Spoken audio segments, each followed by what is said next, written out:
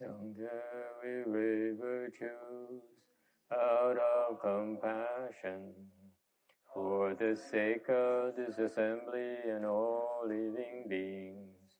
Please turn the wonderful Dharma wheel to teach us how to leave suffering, attain bliss and birth and death, and quickly realize non-birth. Cung thính đại đức tận tình, vì thứ pháp hội Phật nhân thiết chúng sinh. Kinh chuyên diệu vào lương giáo đạo ngỡ mùng, như liêu sanh thoát đức lý khổ đạc lạc, tốt chứng vô sanh. Homage to the blessed, noble, and perfectly enlightened one. Nam mô Sa Đan Thu Sư Chế Đô Ye A La Hờ Đi San Miao San Pu Tô Xie.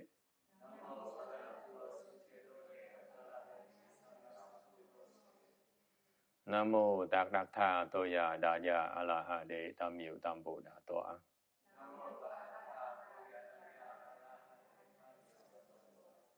The unsurpassed, profound, subtle, and wonderful Dharma.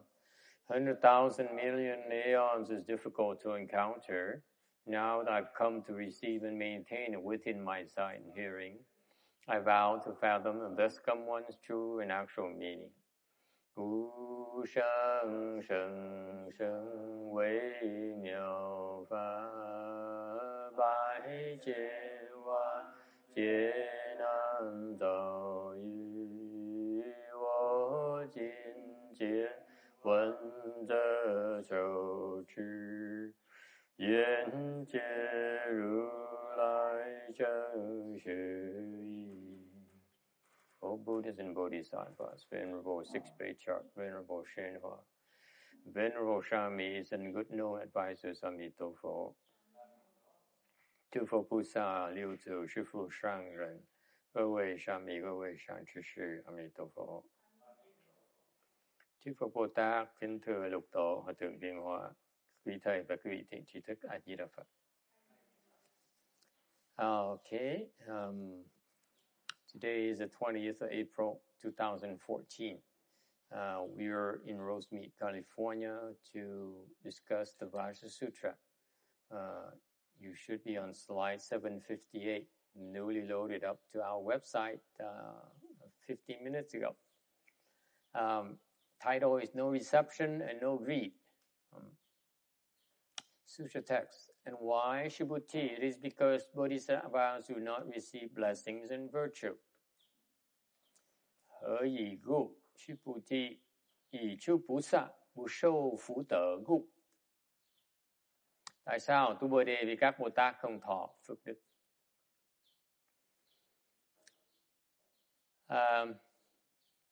We are continuing the discussion of the topic, the thing about how Bodhisattvas accomplish their practice of patience. Đang bàn về cái pháp tu nhẫn của các ngài Bồ Tát.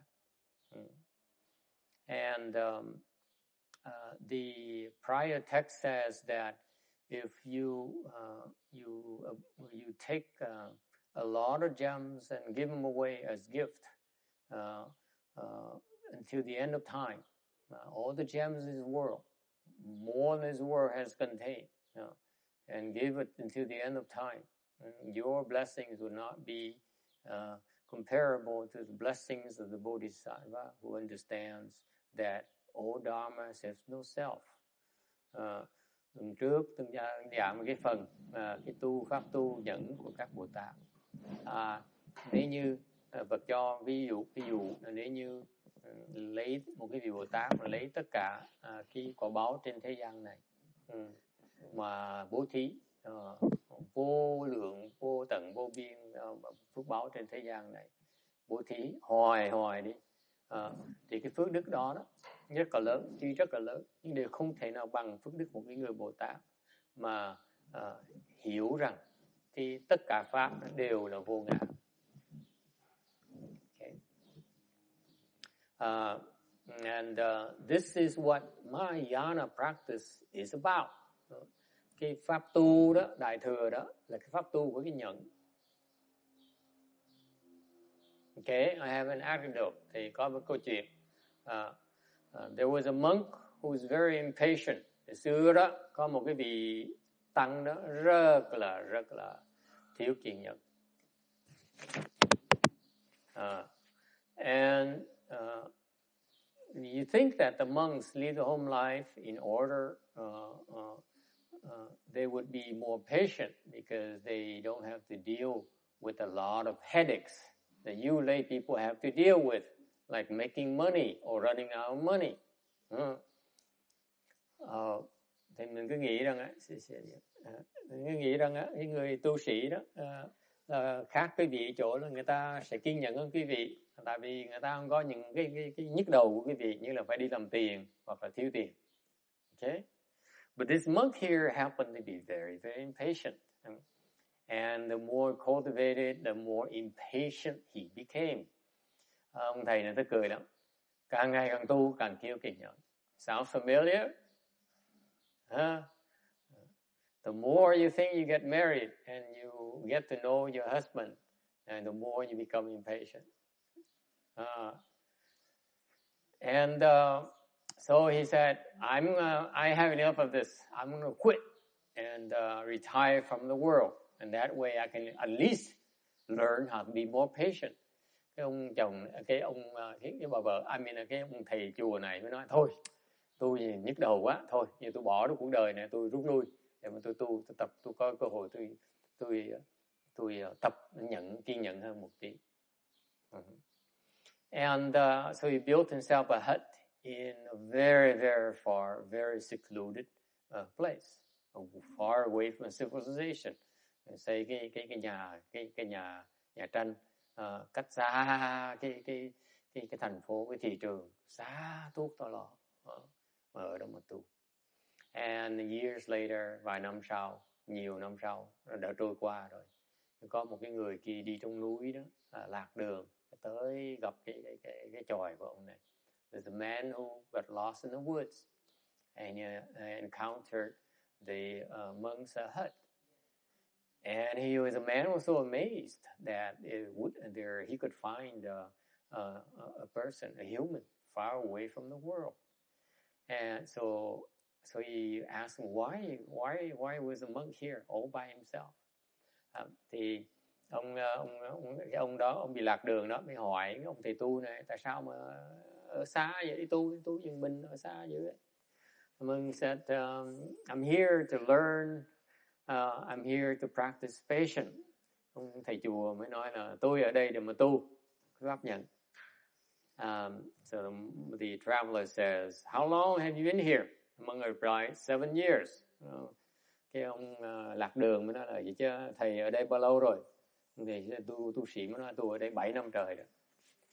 So the traveler was shocked. He says, if there's no one around here to bother you, how do you know when you're patient? Cái ông đi lạc đường mới thắc mắc, ủa, nếu như mà không có ai xung quanh này, không có ai đây, làm sao ông biết là ông đã kiên nhẫn? So the monk was very annoyed. Cái ông thầy chùa rất là bực mình. He said, get away from me. I really have no time for you. Cái ông tu nổi giận lên, nói cộc lốc, nói là đi ra khỏi nơi này, không có thì giờ cho ông đâu. So this is a big difference between Hinayana and Mahayana practice of patience. Quý vị thấy không? Cái câu chuyện nó hơi khôi hài một tí để cho quý vị thấy cái sự khác biệt giữa cái pháp tu nhẫn của bên nguyên thủy và bên đại thừa. Okay, the Mahayana people relies on others, including children, to learn to be patient. Cái người mà tu Đại Thừa đó là dựa đến người khác, ngay đến dựa đứa con nít để mà tập cái nhận. I remember I told you a few weeks ago, I remember how a boy used to be so noisy and climbing all over the bowing cushions only barely a few years ago. Okay? Now there's another one who took his place. And I remember how annoyed people used to be. Mà thầy tôi nhớ cách đây có vài năm thôi, có một cậu thằng nhóc đó, nó leo tùm lum tà la đó. Nó leo, nó ngồi trên cái ghế lạy Phật của mình, nó ồn, nó ào, nó chạy vô chạy ra. Bây giờ nó không làm nữa thì có cái con nhỏ khác, cái cô nhỏ khác nó tới nó làm, nó thay thế nó. Mà thầy nhớ mấy năm trước có mấy người cứ nhăn mặt khó chịu nó. Remember? Cái gì nhớ mấy năm trước có những người nhìn đứa con nít mà cái nó đừng có làm ồn. Now I see either you're too full today or you don't care anymore. Ngày này thì thầy thấy không ai làm gì vậy, chắc là tại cái gì hoặc là buồn ngủ, no quá buồn ngủ, hoặc là không có kè nữa. Alright. Thought I wake you up. Nhưng mà chắc cái gì tỉnh rồi. The text says that the Bodhisattvas they accomplish patience by not receiving blessings and virtue.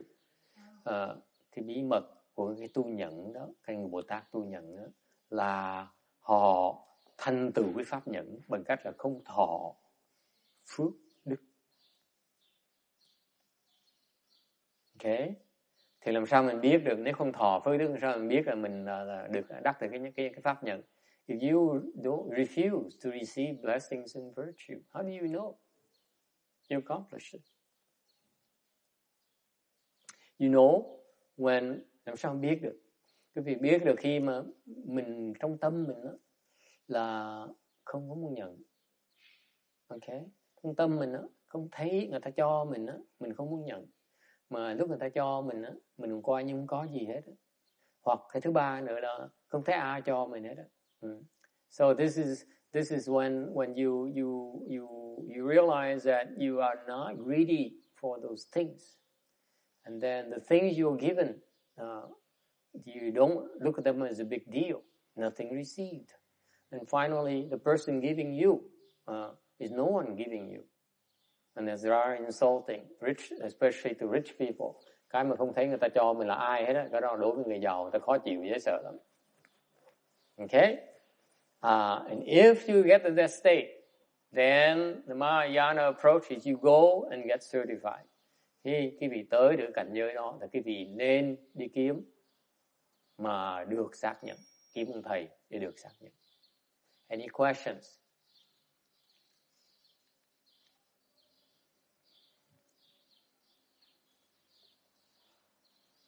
Okay, all right.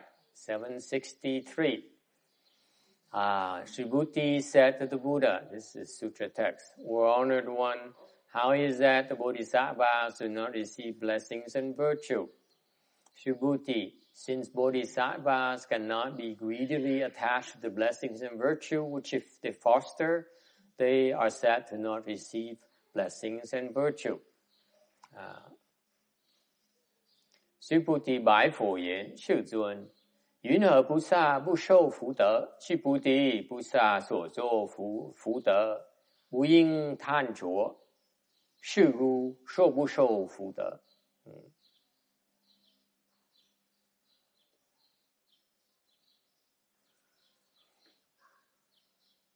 ？Okay, I was yesterday. I was preparing the text. The day before yesterday, I was preparing the sutra text for the Vajra Sutra, so that people can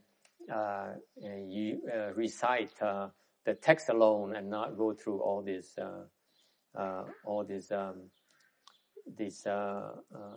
easier, make it easier to recite. So I changed English a bit, I changed it Vietnamese a little bit because I found the translation to miss a few points here and there. The subtlety of the words show that the translation is not accurate enough in English, and some mistakes in Vietnamese as well. So I haven't had a chance to correct the text here in this thing here yet, but we will post our version of Vajra Sutra in English and Vietnamese on the website.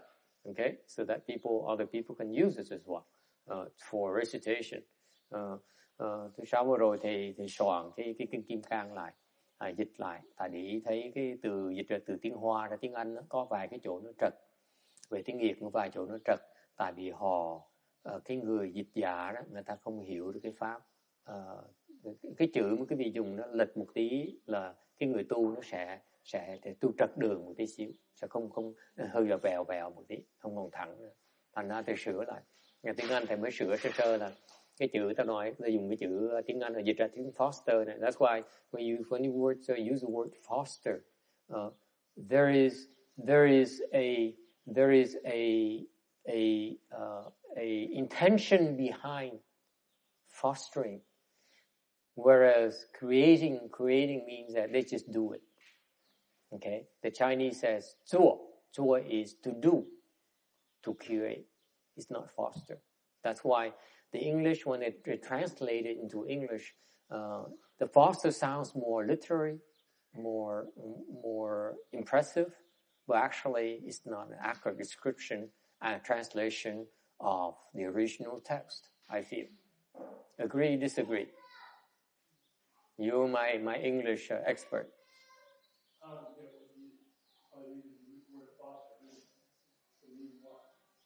Foster is like accruing, maybe.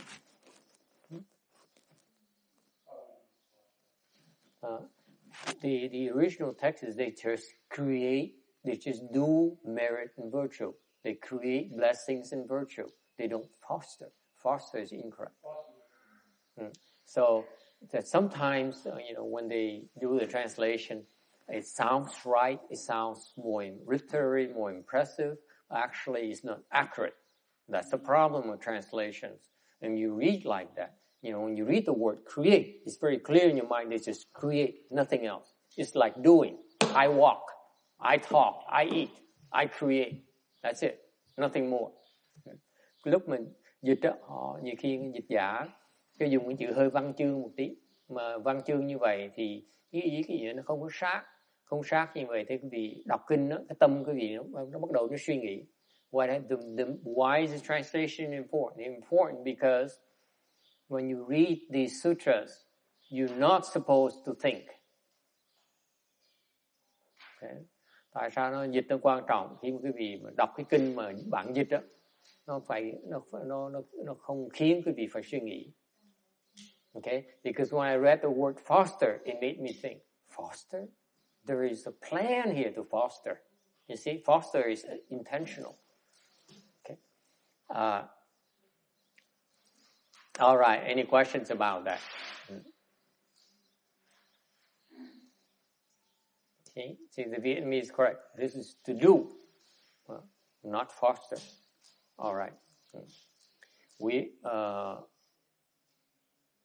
Okay, Vietnamese. Tu Bồ Đề bạch Phật rằng, thưa Thế Tôn, thế nào là Bồ Tát không thọ phước đức? Tu Bồ Đề, Bồ Tát làm phước đức mà không tham chấp, mà thế nên nói không thọ phước đức. In fact, I was pleasantly surprised that the Vietnamese translation is pretty good, except for maybe several spots throughout the translation. That's very, very good. I was impressed. All right. That's only because you stick to the Vietnamese very closely, ancient Chinese. So you stick to it. Don't add any more. Then it's much better. And that's the thing with translation. All right, 766. Tới tấm 766.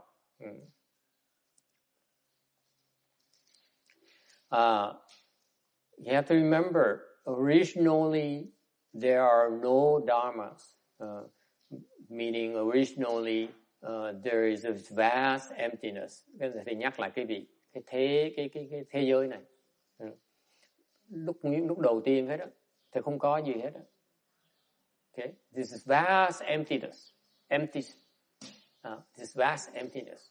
Okay, and with this emptiness, everything came into being. Từ cái hư không này, bỗng nhiên nó hiện ra, mọi sự kiện nó hiện ra. Okay, bởi vậy mới gọi là trong cái hư không đó nó có tất cả những cái pháp. This is why from this vast expanse of emptiness, the dharmas appear, things appear. That's what it's meant by. Even though there's no dharmas, they still include all dharmas. Yeah, what's so funny to you, sir? When I first read it, it's all nonsense to me. I'm glad that you enjoy it and you have a good time. The patience and non-production of dharmas means what? Bởi vậy cái pháp, cái vô sanh pháp nhận là sao? When you experience the state of patience and non-production of dharmas, khi quý vị nhập vào cái cảnh giới mà vô sanh pháp nhận này, what happens? There's nothing whatsoever, không có một cái gì hết á. Thì làm sao quý vị có thể nói được, có thể mô tả nó được? If that's the case, there's nothing whatsoever in your mind. How can you possibly express it? Think about it.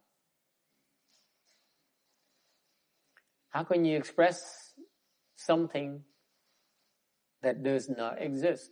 Làm sao quý vị mô tả được một cách chính xác cái gì mà nó không có? There's nothing whatsoever.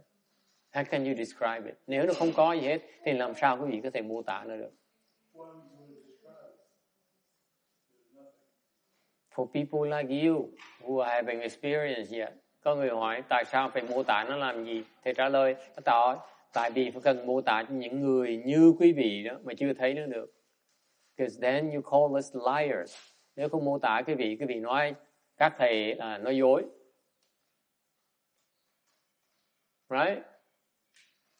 You say, you talk all this nonsense. I'm a regular person. Can you explain it to me in a way that I can understand? Remember? You don't do that anymore. What happened to the old Shana? I don't know. Yes, honey. Did you have a question? Not only does she make noises, she asks questions that she does not want to express. It must be non-production of dharmas. What is it? Why is it? So how do you explain? How can we explain to you that there's something called the productions, the patience and non-production of dharmas? Quý vị tưởng tượng cho coi, làm sao mà giúp quý vị hiểu được cái cảnh giới này? Yes. How would we do it? Yeah, you. How would you do it?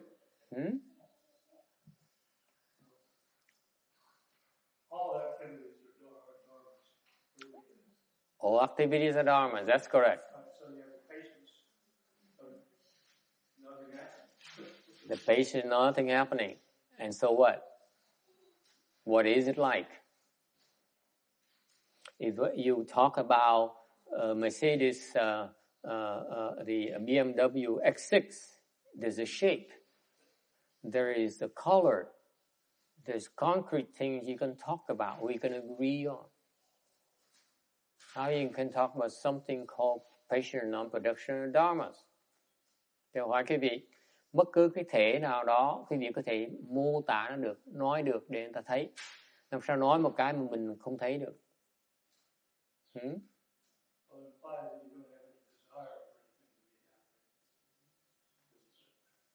You missed the point, sir.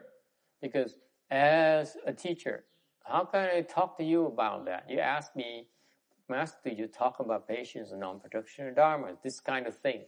What is it? Chị thấy không? Thấy thiền phức không? Ông thầy ngồi đang chiếm trệ này nói cái gì là tôi đang dạy cái gì, cái pháp vô sanh pháp nhận. Thì người ta họ có quyền hỏi ngay, người ta nói là bạch thầy, cái vô sanh pháp nhận là cái gì vậy? Làm sao trả lời bây giờ?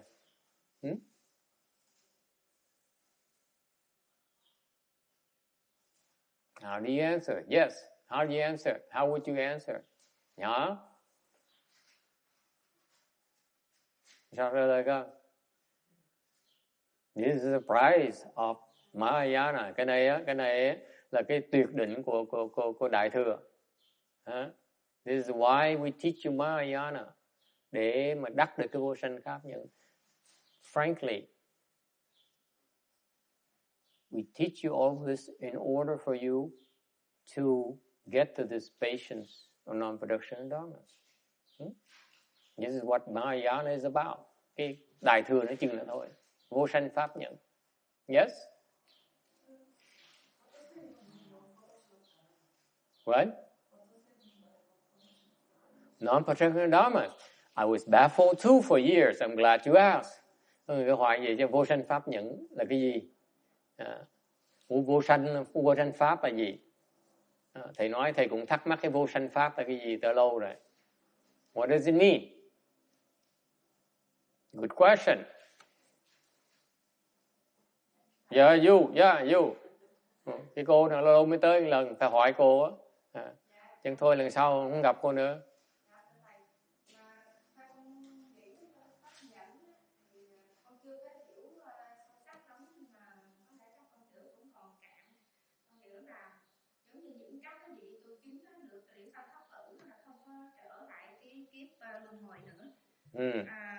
Thí dụ như các vị A La Hán hay các vị Phật, Bích Chi Phật, Duyên Giác, Thinh Văn, Bồ Tát, thì khi họ đắc được đến cái pháp thân của Phật rồi thì họ không có luân hồi trở lại, cho nên nói là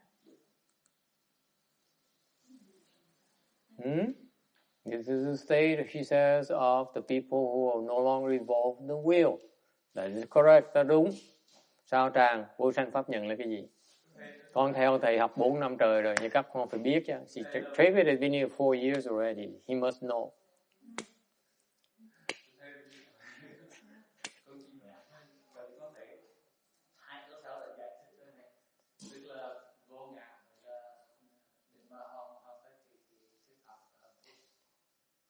He says he cheated. He looked at the subsequent bullets. He says it's basically this is no self, and you have to realize patience. That's very good because the slide is not wrong. Rất là đúng, nhưng điều ông Giang không kể. But that's cheating. That doesn't count. Okay? Yes, sir. This is very important. I don't want you to take this lightly. Yes.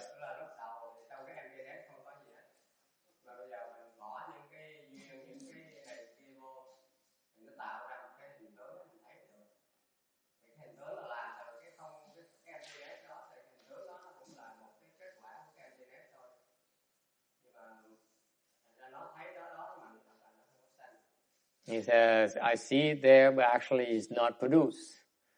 This man used too many big words. Mấy cái người này nói nó càng ngày mình càng mơ hồ thêm. I want you to know Mahayana extremely precise. Cái gì phải biết á, cái Phật pháp nó rất là chính xác. Very, very, very precise. Nghĩa là sao?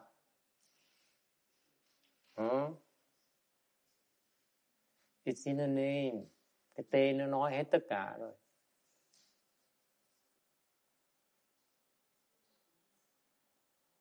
You see, mỗi lần mình nghe cái danh từ lúc lần đầu cách đây mấy năm trời, 10 năm trước, mình nghe cái danh từ thầy sợ, thì nó vô sanh pháp nhận là cái gì, cái cục vậy. Cái tên gì mà tên là what? I read this 10 years ago. I was still terrified. 10 years ago, as close as 10 years ago, I was still terrified. I said, what is this non-production dharma? This is nonsense. but actually it is exactly what it sounds. Cái đó thiệt ra đó là nó như ngay ở đó đó. Let me break it down for you. You read Mahayana, I want you to learn to break it down. Okay? Cái gì trong tương lai đọc sách đó, đọc cho kỹ, tại nó cái chữ của Phật dạy về dùng nó rất là chính xác. Because the Buddhist teaching is very precise. Okay? Are you want to learn? Quý vị muốn nghe, muốn học không? I know that is no one who is about to who explains the way I'm about to explain to you. Thầy biết á, chắc chắn là không có ai mà giảng mà cách thầy sắp giảng cho quý vị nghe. Okay? Tại sao như vậy? Because I couldn't find anywhere. Tại vì thầy không kiếm ra được chỗ nào hết đó. That's why I was confused for a long, long time. Bởi vì thầy mới thắc mắc hoài mà nghĩ không ra. Okay? What is it? Cái này quan trọng. If you do nothing at all today, you walk away and say, I know how to explain the non-production dharmas, then you can claim that you understand a lot more than a lot of other people who have studied Mahayana for a long, long time. Mm-hmm. Okay? You break it up. Cái chữ, mình dùng từng chữ. Pháp.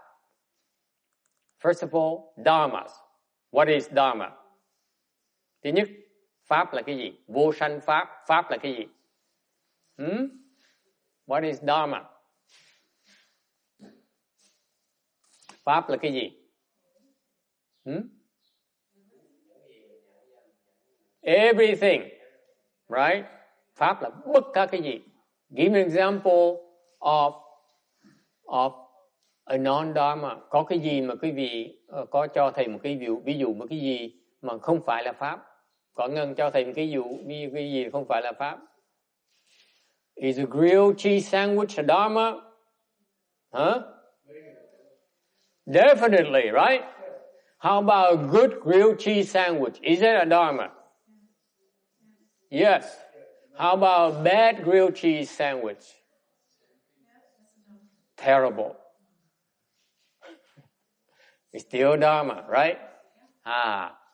What about tempura mushroom? Is it a dharma? Okay. What about a BLT? Is it a dharma? They're all dharmas, right?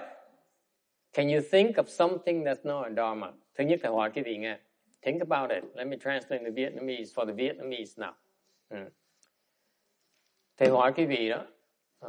Hồi nãy mình ăn đó, cái bánh mì mà nướng đó có phải là pháp không? Phải không? Phải.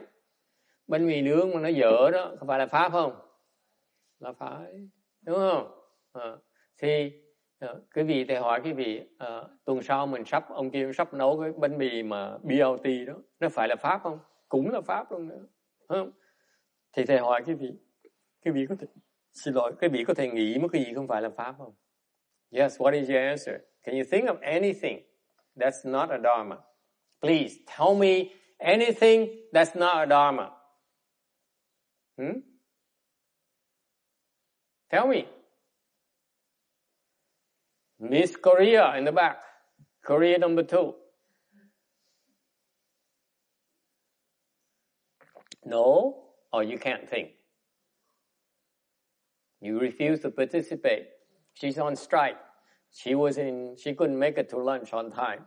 So she doesn't care about grilled cheese sandwich. John, do you hear that? Anyone? Thân Hương, có nghĩ một cái gì không phải là pháp? Routine. 你可以想起来一个不是法的吗？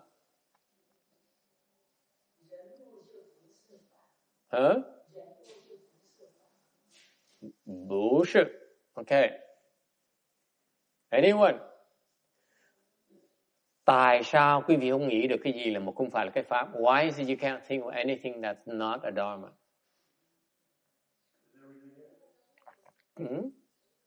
Precisely. Everything is a dharma. Right? Yes, sir. You can think of something that's not a dharma? Emptiness? Good question. Good point. Có một cái người da trắng này. There's a white person here in the audience. The only one. That is younger. He doesn't find it funny. He's fuming now. See, he's even not giggling. He has no sense of humor. There's a young white man here who says, what about emptiness? Có một người da trắng trẻ câu hỏi, về cái hư không có phải là pháp hay không? Yes or no? Yes. I have one yes. Ai nói là hư không là pháp? Raise your hand. 2, 3. Emptiness, is it a dharma? 4, 5. Có ai nói là hư không là pháp? 5. Ai nói hư không không phải là pháp? Raise your hand. Ai không nói hư không phải là pháp? Giơ tay thầy coi. 1. See?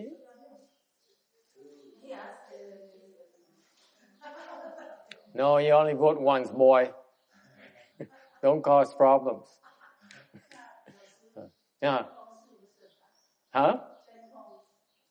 Chân không? Mày tận ý sao? Cái bài này phá tôi nữa. She's causing problems for me. Okay, one thing at a time.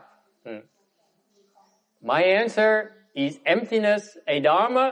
Yes, it is. Now, this Chinese woman asked me another question. He says, what about true emptiness? Is this a dharma? Thầy hỏi, bà hỏi tiếp, cái chân không nó có phải là pháp hay không? Cái vị trả lời sao? What is your answer, sir?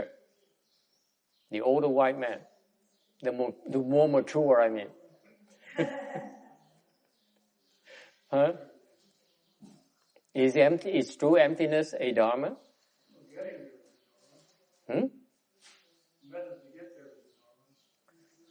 That's true. Ai nói là chân không là một cái pháp? Bear with me. It's very important point. Quý vị phải kiên nhẫn mà ngồi mà nghe. Even though it sounds like gibberish to you, but it's very important. Ngày hôm nay mình nói cái chuyện này, mặc dù có nhiều người không hiểu, nhưng quý vị ngồi lắng tai mà nghe, cái này quan trọng. Yes?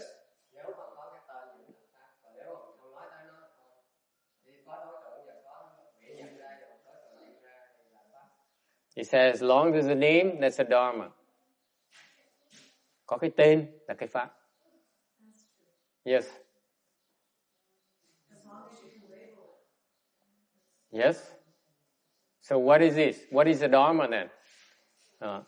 A dharma by definition, cái pháp là gì? Cái pháp là cái gì? Bất cứ cái gì mà quý vị nghĩ tới là cái pháp. Anything you think of is a dharma. By definition.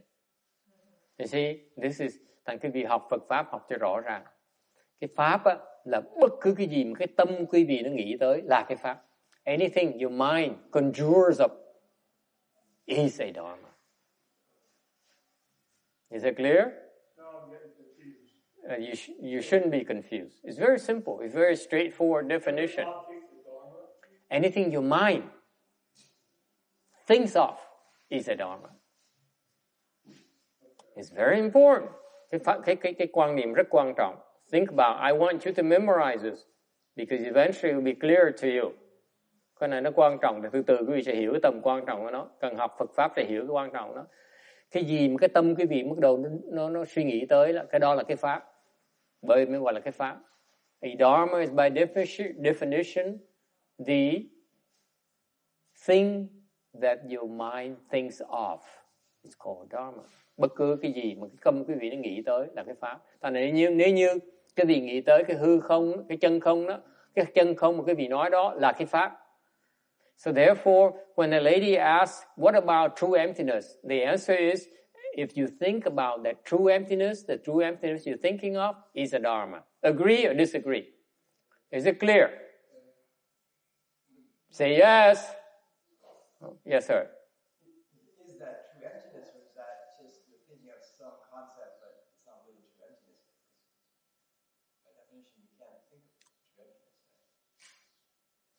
The definition is that if you think about it, then it's a dharma. Is true emptiness a dharma, or just your concept becomes a dharma, but that's not the same as true emptiness anymore? by definition, I'm replying to her that true emptiness you're thinking of is a Dharma. I don't care what she knows. I only answer what she asks for. That's a precision in the answer. Don't make inferences. Don't interpret. She asked about true emptiness. Is that true emptiness a Dharma? I said, yes. The true emptiness you're thinking of is a Dharma. Is it clear? The answer is very precise. You have to pay attention. Okay? You cannot punch holes in it. But the way we wrote the Pure Light Handbook, there's so many holes in it. The way it was phrased, it has so many holes. The eyes, this is wrong. All the wrong, the verbiage is all wrong. Because I see too many holes. And I'm not going to sit there and defend those statements. It's just so erroneous, so misleading. Okay? My teaching is very precise. Listen carefully to my answer. The true emptiness you're thinking of is a Dharma. That's how precise it is. Okay? Thầy giảng rất rõ ràng. Cái Pháp là bất cứ cái gì mà cái tâm quý vị nó nghĩ tới là cái Pháp. Mình không cần biết nó cái gì. Nó trắng, nó đen, nó hư không, hay là nó mập, nó ốm, hay là ngon, nó dở. Bất cứ cái gì mà nghĩ tới, nó gọi là cái Pháp. Cái mà quý vị nghĩ tới đó là cái Pháp. Chỉ chừng nữa thôi, cái định nghĩa chừng nữa thôi. Mọi người nghe rõ ràng không? Mình mà nghĩ tới cái gì, cái đó người ta gọi, bất cứ gì mình nghĩ tới cái đời đều gọi là cái Pháp hết. Okay? Including the Buddha Dharma. Ngay cái Phật Pháp chỉ là một cái Pháp thôi. Yes, sir? Including the Buddha Dharma. Is it clear? Because you think, as long as you think of it, then it's a Dharma. So far, so good? Is that simple? Are we clear on this? Tất cả các vị hiểu cái định nghĩa nó rõ ràng không? Cái óc mình nó nghĩ tới cái gì, cái đó, cái thầy gọi nó là tất cả cái đó đều là Pháp hết. Mình không cần biết nó là cái gì nữa. Rõ ràng không? So far, so good? So what does it mean? Nghĩa là sao? Whenever you think, you are producing a Dharma. Isn't it beautiful? Thành ra khi mà quý vị hiểu như vậy rồi thì quý vị chỉ cần biết là mỗi khi mà cái tâm quý vị nó đồng á, là quý vị đang tạo ra một cái Pháp. Dễ sợ không? Mình ngồi đó, mình đang ngồi thiền mà mình nói ý phải đứng dậy đi nấu đồ ăn trưa, là mình đang làm gì? Mình đang tạo một cái Pháp.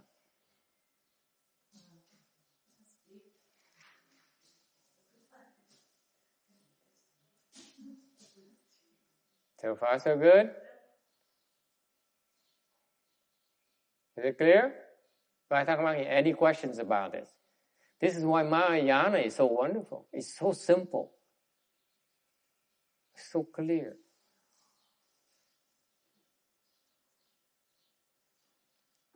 You shouldn't be afraid of it. Quý vị đừng có sợ Phật quá. Rất là rõ, rất là chính xác. So, as soon as you think, the result of your thinking is a Dharma. Thành ra, thầy nhắc lại, mỗi khi mà quý vị suy nghĩ là quý vị đang tạo ra một cái Pháp. Đúng không?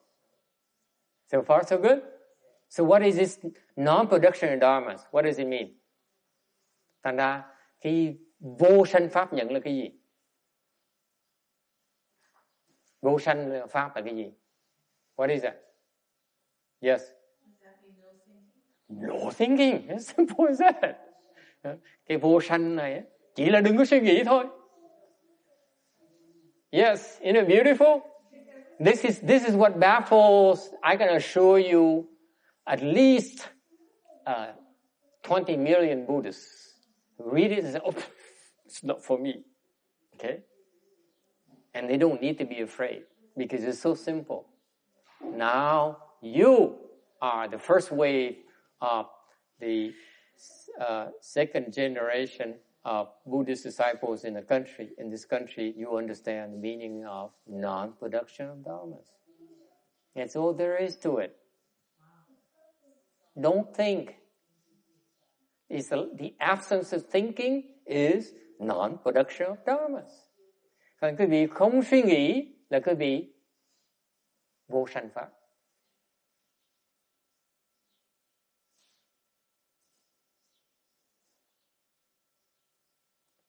This, I assure you, is a mystery that eludes so many people who studied Buddhism before you, whether lay people or left-home people. They're still confused about this.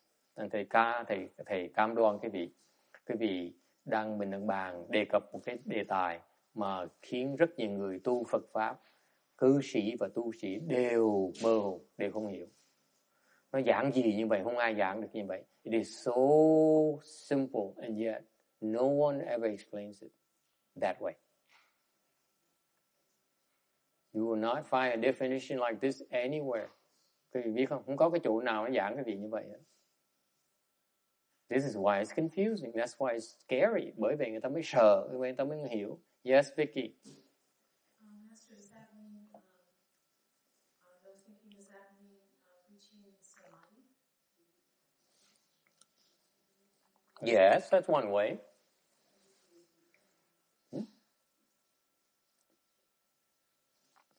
Yes. Is that why that monk, even though he can cultivate for years on your previous screen, he's going to go far away, but he's still impatient because he's only thinking. He's thinking that I want to practice patience. So he's producing dharmas, right? And therefore he will never succeed. Never. Thành ra cái câu chuyện hồi nãy đó, cái ông thầy tu mà bỏ ra mà trốn trong cái người hoang vắng đó, để mà tu đó, nó là tại ông sẽ không bao giờ thành công. Tại sao như vậy? Tại vì ông cái tâm ông nói là tôi muốn tu thành cái pháp nhẫn này. Cái phương pháp đó đối với phương pháp mình cái nào nó lẹ hơn. I ask you now, for you to go away to the mountains like this guy wants to do, and you better get used to it very quickly because he won't be around very much longer. Cái ông thầy nhỏ vậy cho ông ghê lắm. Ông dự tính ông bỏ chùa, ông đi vào, ông xây cái chòi, ông tu mình thôi. Thành quý vị nói chuyện ông cho có gì thắc mắc hỏi thầy trước đi. Ông bỏ đi bây giờ đó. Sau khi thọ cụ túc giới ông bỏ ông đi đó. I ask you, thầy hỏi quý vị, cái người mà bỏ đi vòng rừng như vậy với cái người mà tu theo pháp đại thừa mình trong thành phố, người nào tu lẹ hơn? I ask you, cái người nào đó, I ask you, those who leave to go cultivate by themselves, or go to Apple Valley and live themselves in a house, okay? They cultivate like we cultivating here. Which one is faster? Ai là lẹ hơn?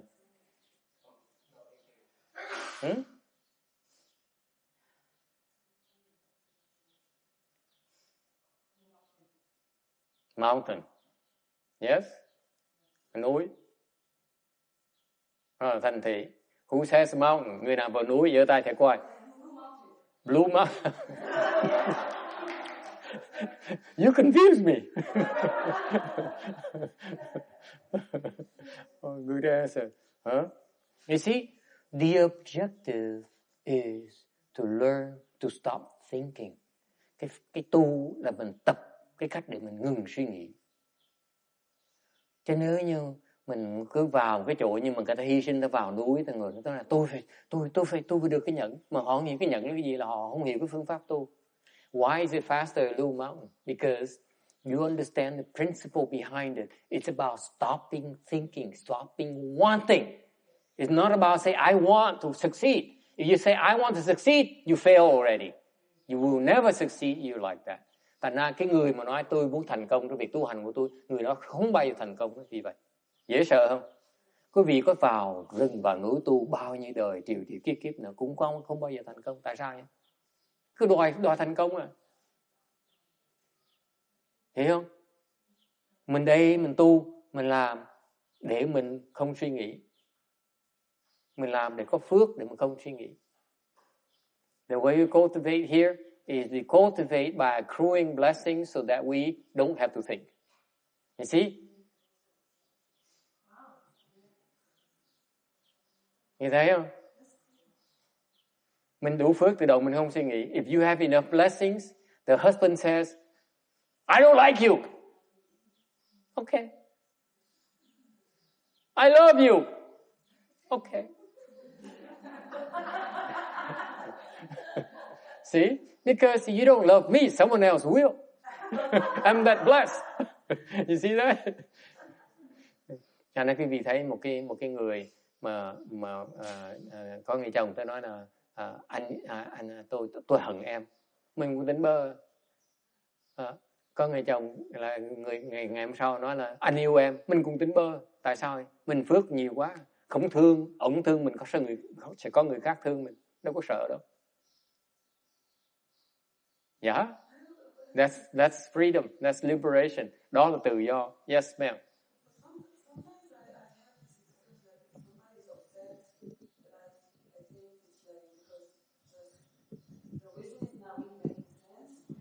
Uh-huh. Right. If I say okay, Yeah. the person will be upset, right? Yeah. I should at least try to make excuses or something that our person will feel better. If I say okay, if I say just okay, then the other person will feel upset. Lỡ ta hiểu lầm mình.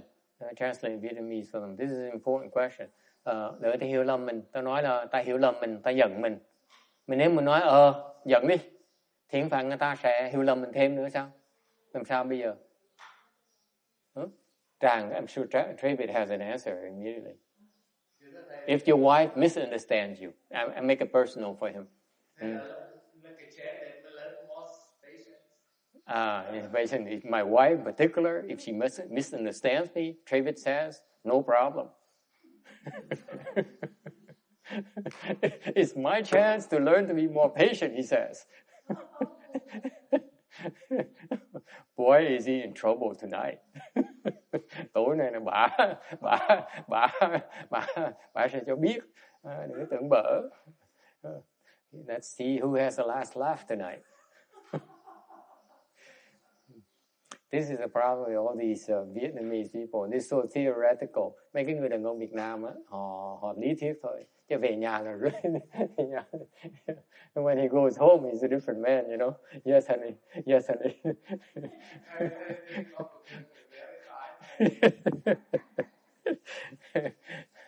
All right. Yes, sir. You love me, okay. You don't love me, okay. But be careful, no fool around. That's what he says. He says that, you know, if you don't love me, you love me, it's okay. You don't love me, just don't fool around.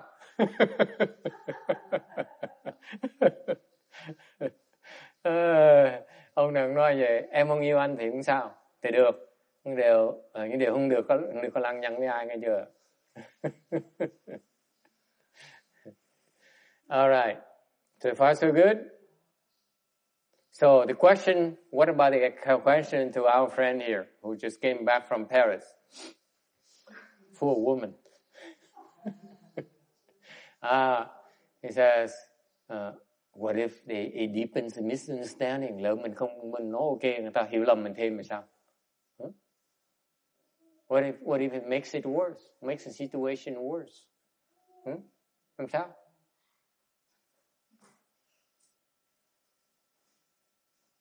Huh? What to do? Mr. Beaumont, what do you do?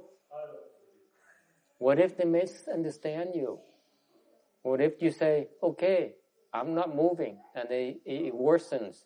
What happens? What to do?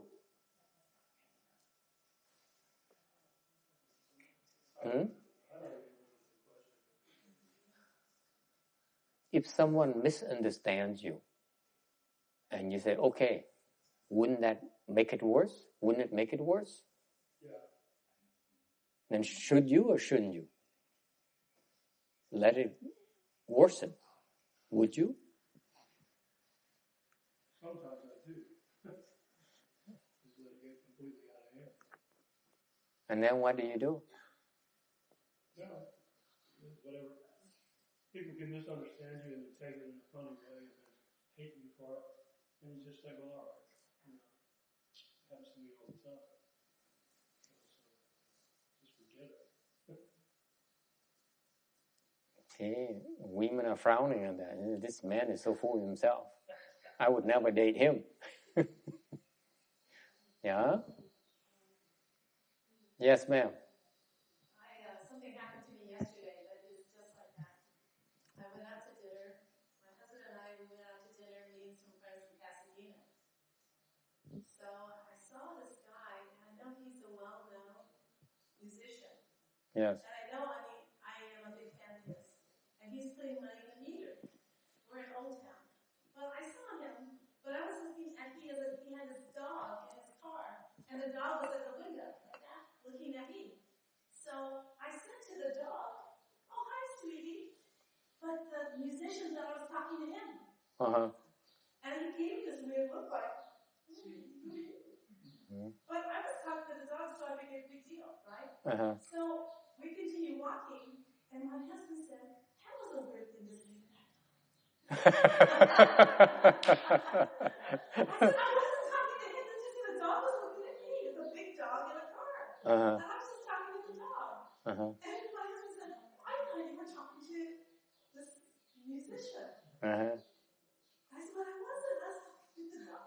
Uh-huh. So my husband even thought, Yeah. like flirting with the musician. What's wrong with that? It's kind of embarrassing. And I'm not a musician. Yeah. It's at a subconscious level, you see. Yeah. She was saying sweetie to the dog. Actually, she wanted to say sweetie to the musician. That's one possible explanation. Yeah. See, he likes it. He doesn't find the conversation boring anymore. I thought about explaining myself to the musician. I thought, so my point was, if somebody will get a little upset when it's some misunderstanding, and you don't explain yourself, you just say, okay, and this person will maybe continue to grow. It's a very good question. This is a very good question. Câu hỏi rất là hay. Người ta đã hiểu lầm mình rồi, mà mình không đính chính thì không phải mình làm nó tệ hơn nữa sao? Think about it. This is a very, very good question. What to do? You guys teach us Mahayana. She's not saying that. I'm adding the editorial comment. You teach us about Mahayana and say, you tell me to say okay. But if I say okay, would it make it worse for me?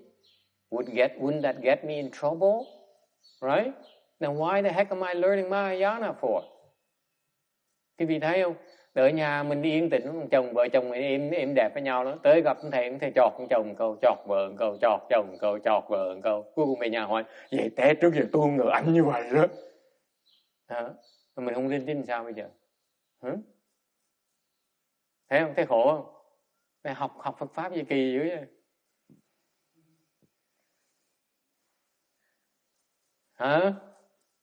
What to do? Should you or shouldn't you? Mình nên đính chính là không đính chính. Should you justify yourself or shouldn't you justify yourself?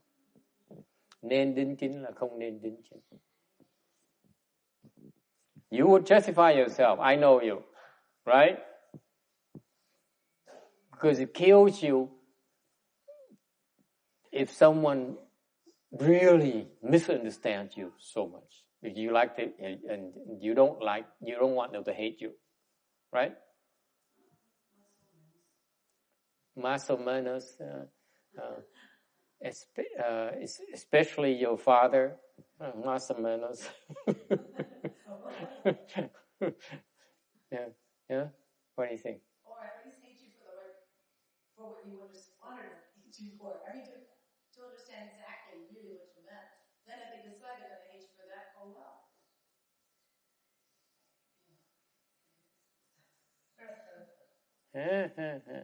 Well, what do you think? This is a real thing. This is what I was faced with for a long, long time. Cái này là cái mà thầy thắc mắc. This is the exact Dharma my master taught. Cái là cái pháp của Ngài Tiến Hóa Ngài dạy. He says, when people misunderstand you, don't justify. Ngài Tiến Hóa dạy rõ ràng, Ngài nói lúc mà người ta hiểu lầm mình đó, không có đính chính. Phải không Quang Ngân? Nhớ rõ ràng không? Even when they misunderstand you so badly, you don't justify. And I said, God, that's one of the hardest things you do. Cái này nó khó làm dễ sợ. So hard to do. Okay? For example, someone wants to cook BLT, do BLT next Saturday. And then he misunderstands you, say, Master have no regard for me. He doesn't care for me, and so on. And you know that if this person is upset, no BLT next Saturday, and you promise so many people that are coming already, what are you going to do?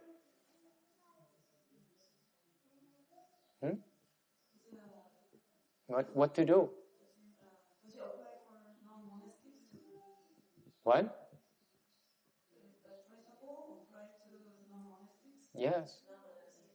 Yes, absolutely. Applies to everyone. If you cultivate Mahayana, don't justify. Cái người mà tu Pháp Đại Thừa không có đính chính.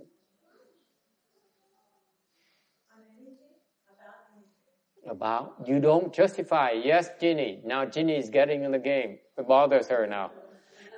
Maybe it's the last question you ever asked. It's all this nonsense about non-justifying yourself.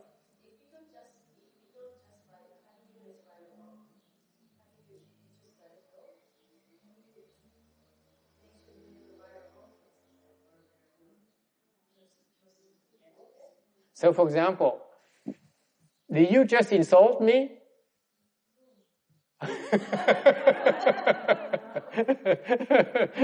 Nơi ta kề cái súng mình, ta nói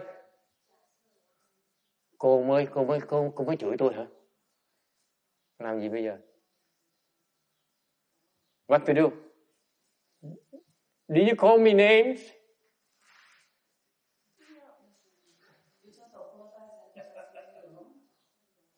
No, it's a real situation. Do you call me names? No.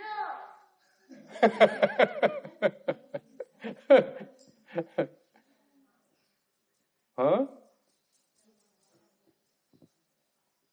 What to do? Làm sao?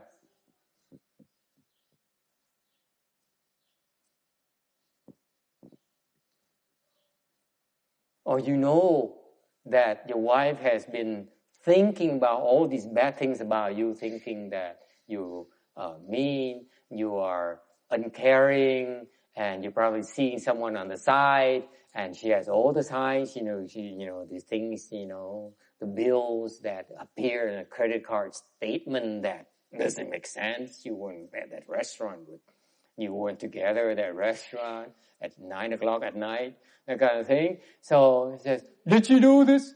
Are you seeing someone? You must be seeing someone at work. What do? And you know that she's about to divorce you.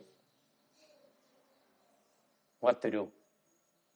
We're talking about real situation. Cái trường hợp thực tế rõ ràng là nó sắp bể tới nơi đó. Mình có đính chính hay không? Không đính chính. Nhập lại. She says, what if you don't answer? They're going to get even worse. They think that you are slighting them. Right? Không trả lời, người ta nói mình khinh thường người ta. Làm sao bây giờ? What to do?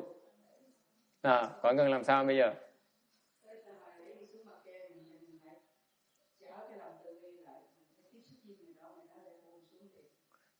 Goyin says, when people put a gun to my head, I will give him all my compassion and kindness. Bà này gian dễ sợ. That's what I call cheating.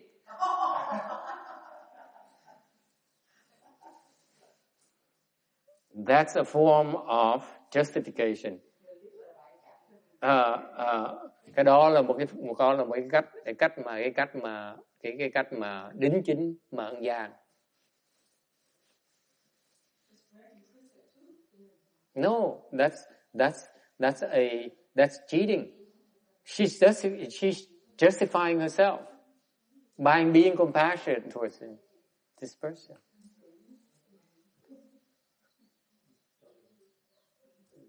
What to do? What should you do? Làm gì bây giờ?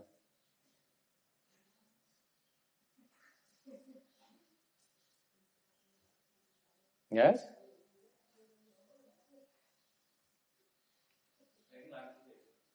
Nothing. Travis says, nothing. He says, are you seeing? If you answer me. If you don't answer me, I will divorce you. Bà nói đó, nó rõ ràng, phải trả lời cho em nghe. Không nói là tôi ly, nhất định tôi kêu luật sư ly gì. Tràng sẽ nói.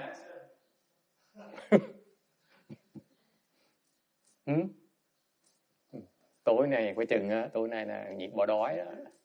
Tonight no dinner. Về nhà bỏ không, nhà trống không, cửa đổi chìa khóa. The front locks is being changed. It's being changed.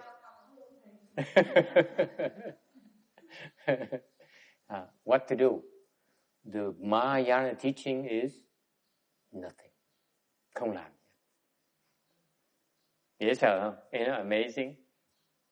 Không làm gì. Nhất định không làm. Why? Tại sao như vậy? Why? Why not? Even if they're going to misunderstand you worse than before, you still don't do anything. Vẫn làm gì? Tại sao như vậy? Ginny, why is that?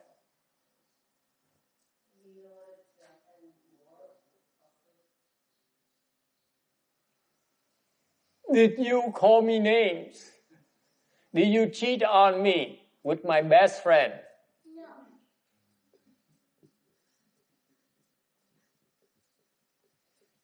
What to do? Jin Xiang is about to give us an answer. He says, go ahead and kill me so that I can go to the Pure Land. Và tôi mà Giang nó là cứ bắn đi để tôi vãng sanh Tây Phương Cực Lạc với Phật. Tôi sống thì khổ quá. Jin Xiang says, life here is so hard anyway. What do I care? That's cheating. Cái đó là con Giang như thường. Yes.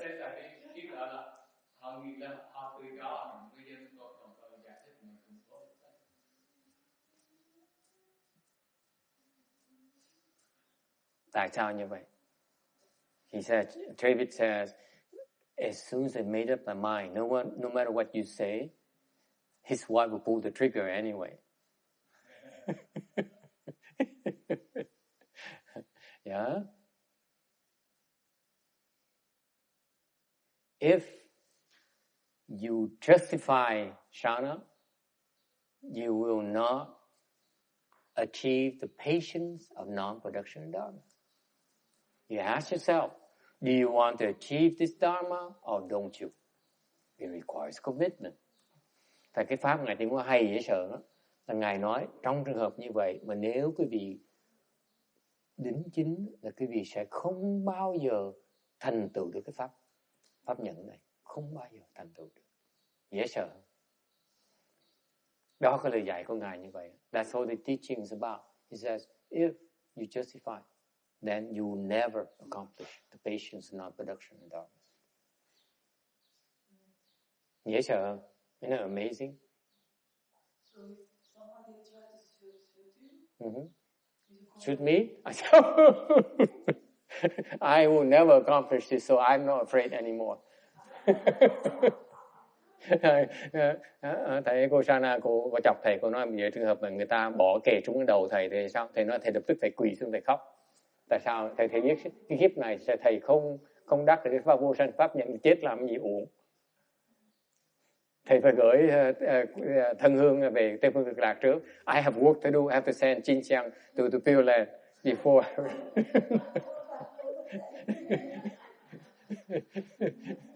See that? There are always exceptions, honey. Sweetie. Yes. You justify, you can make a statement, right? Like, no, I didn't. If you say, I didn't call your name, not as to justify, but as making a statement or giving an information, is there a difference? Or is it justification? Depends. For me, it's different than for you. I'm kidding. You understand that? Why is that? If you justify, you never accomplish the patience and non-production. Quý vị trở lại cái vấn đề căn bản chính ngày hôm nay là tại sao nếu quý vị đính chính, quý vị sẽ không bao giờ thành tựu được. Tại sao như vậy? Nó rất giản dị. Đính chính là đang suy nghĩ. Đúng không? If you justify yourself, you are thinking. The mind is moving. It's all it says. Cái pháp cái chừng đó thôi thân hương à. Nếu con đính chính là con đang suy nghĩ là con chết. Là không bao giờ thành tựu cái pháp này. Lúc mà con coi Tây Phương Cực Lạc phải nhớ cái chuyện đó. Ok? Không cần đính chính. See that? As soon as you feel the need to justify, you will not accomplish the patience and non-production of dharmas. Because you're thinking about you won't. You have to. As soon as your mind moves, cái tâm mình nó đồng một cái là mình sẽ không bao giờ thành tựu cái pháp này.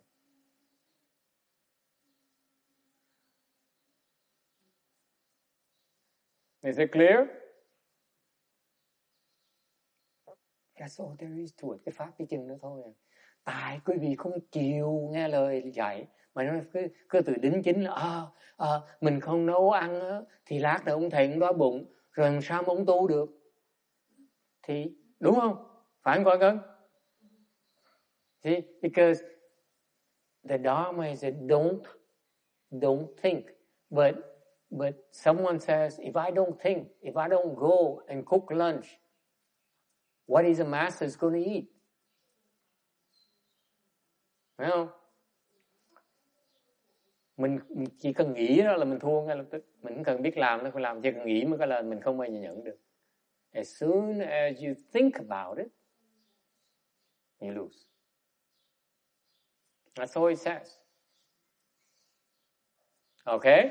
So far so good? Is it clear? Is it clear? This definition is very, very, very clear. It should be clear in your mind. Quý vị hiểu rõ ràng không? Khi mà quý vị nghĩ cái tâm nó đồng một cái đó, nếu cái tâm nó đồng một cái là mình sẽ không thành tựu được cái pháp nhẫn này, đúng không? Is it clear? Yes. So this one is for monastic and non-monastic. How about the people who do business? How about business woman? Mấy người làm thương mại hay sao? Let me give you an answer. Okay? Between two things. It doesn't matter who you are. Không cần biết cái gì là ai. You could be a business woman. You could be a monk. You could be a regular person. Okay? Không cần biết cái gì là ai. Lúc nó xảy ra như vậy. Okay? If you react. Okay? Then you will not lose the sale. Nếu cái gì mà đính chính, cái gì sẽ không mất tiền. Đúng chưa? You will not lose your love. Không mất cái tình yêu. Right? But what do you lose? Nếu quý vị mất cái gì? You lose the patience. I lose myself or I can win the patience? Which one is more important to you? Thành quý vị tự hỏi lấy, cái nhẫn nó quan trọng hơn là cái tình thương nó quan trọng hơn? Don't answer that, Travis.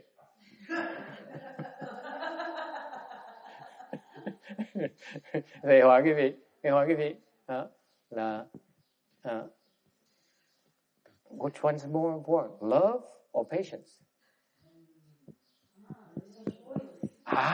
It's a personal choice.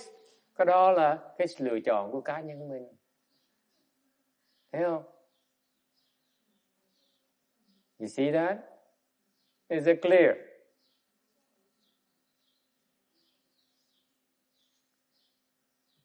The Buddha is not forcing you to do things. He says it's between losing these sales here and accomplishing something that's worth more than all the gems in this entire world put together as a gift.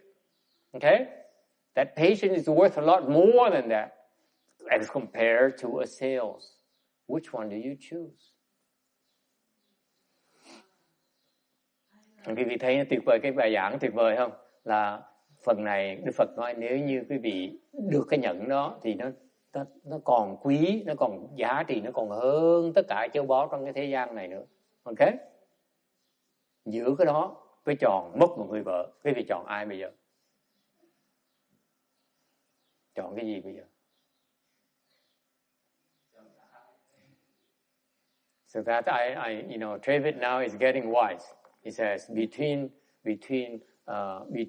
all the gems in the world and my wife, I choose them both.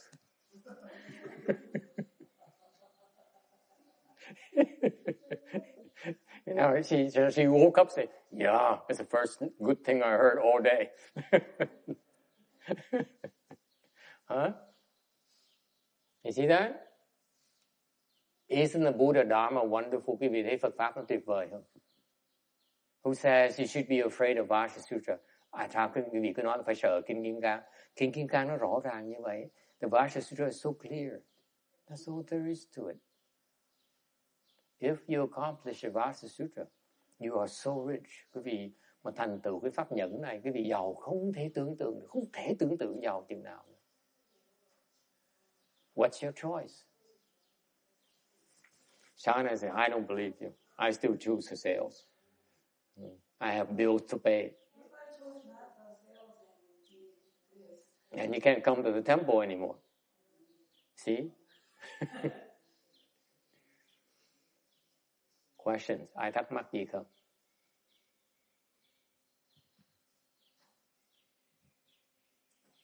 Okay. So far, so good? How can you not react? Làm sao quý vị không có phản ứng được? Because you realize the Dharma have no self. Quý vị không cần phản ứng chỉ khi nào quý vị thấy tất cả pháp đều là không.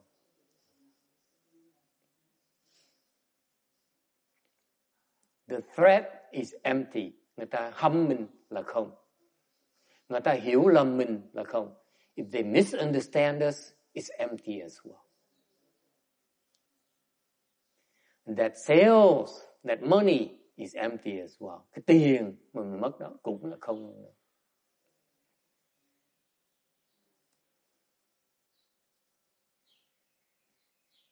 And then a lady says, my husband is also empty.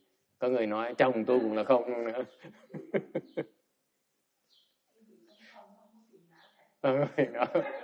Jin Chiang adds, she says, when the husband is empty, you have no affliction.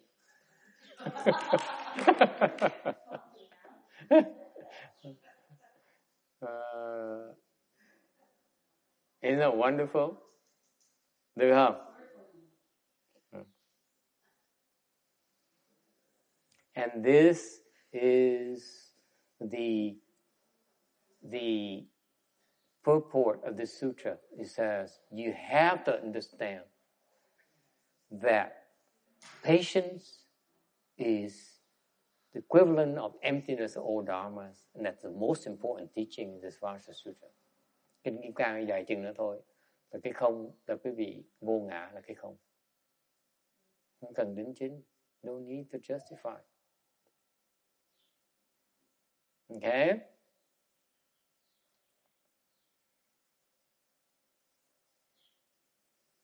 Questions? Agreement, disagreement. Ai đồng ý là thắc mắc gì không? You agree with that or not? Quý vị đồng ý là không? Why is that? Let me ask you this. Bây giờ hỏi ngược lại quý vị. I know it's clear to you now. Let me ask you this. Okay? You know that if you don't justify it, you're going to lose a lot of money. Giờ thầy hỏi cái gì một câu rất là thực tế. Quý vị biết nếu như cái gì mà không đính chính, ta hiểu là mình sẽ mất cái hàng này, mất rất nhiều tiền. Ok? Mà mình vẫn không đính chính như thường, làm sao có thể làm được? How is it some people can and some people cannot?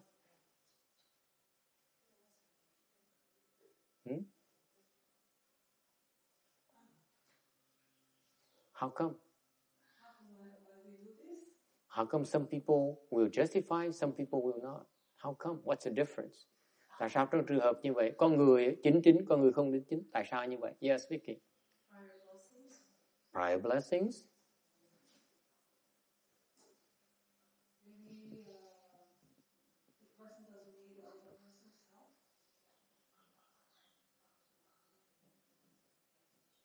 Let me make it concrete for you. Suppose you're a billionaire. Chẳng hạn như quý vị là một tỷ phú.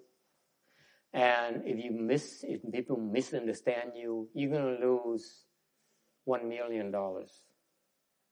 Người ta hiểu là mình không mất hàng 1 triệu đồng. Okay? Are you impressed? Quý vị có sợ không? If you're a billionaire, lose $1 million, it's like going on a shopping spree. Going to Chanel in Paris and buy up things. What's the big deal? You get it? Quý vị hiểu không? Cái người ta giàu đến độ mà mất tiền đó, mất tình thương đó, mà tình bơ. Tại sao? Mình giàu quá. We're so rich that money, if it is not this money, I still have a lot of money. If you don't love me anymore, guess what, honey? Oh yeah, lots of more people waiting. Thay Vinh Hoa jumped in. He says, a lot of people waiting. There's a long line. There's a long line. Oh boy, is he in trouble. Can you see that? That's the only reason why people can say no. Cái lý do duy nhất mà người ta có thể dửng dưng là tại người ta giàu đến độ, có phước đến độ ta không sợ. Còn người nghe có hiểu không? Người ta không thèm, ta không tham, tại người ta giàu, ta tham làm cái gì? They're not greedy anymore because they're so rich, they're so blessed already. It's no big deal to them. That's why they're not greedy anymore. Hiểu không? Mình không tham, tại mình giàu, mình đâu tham làm cái gì nữa.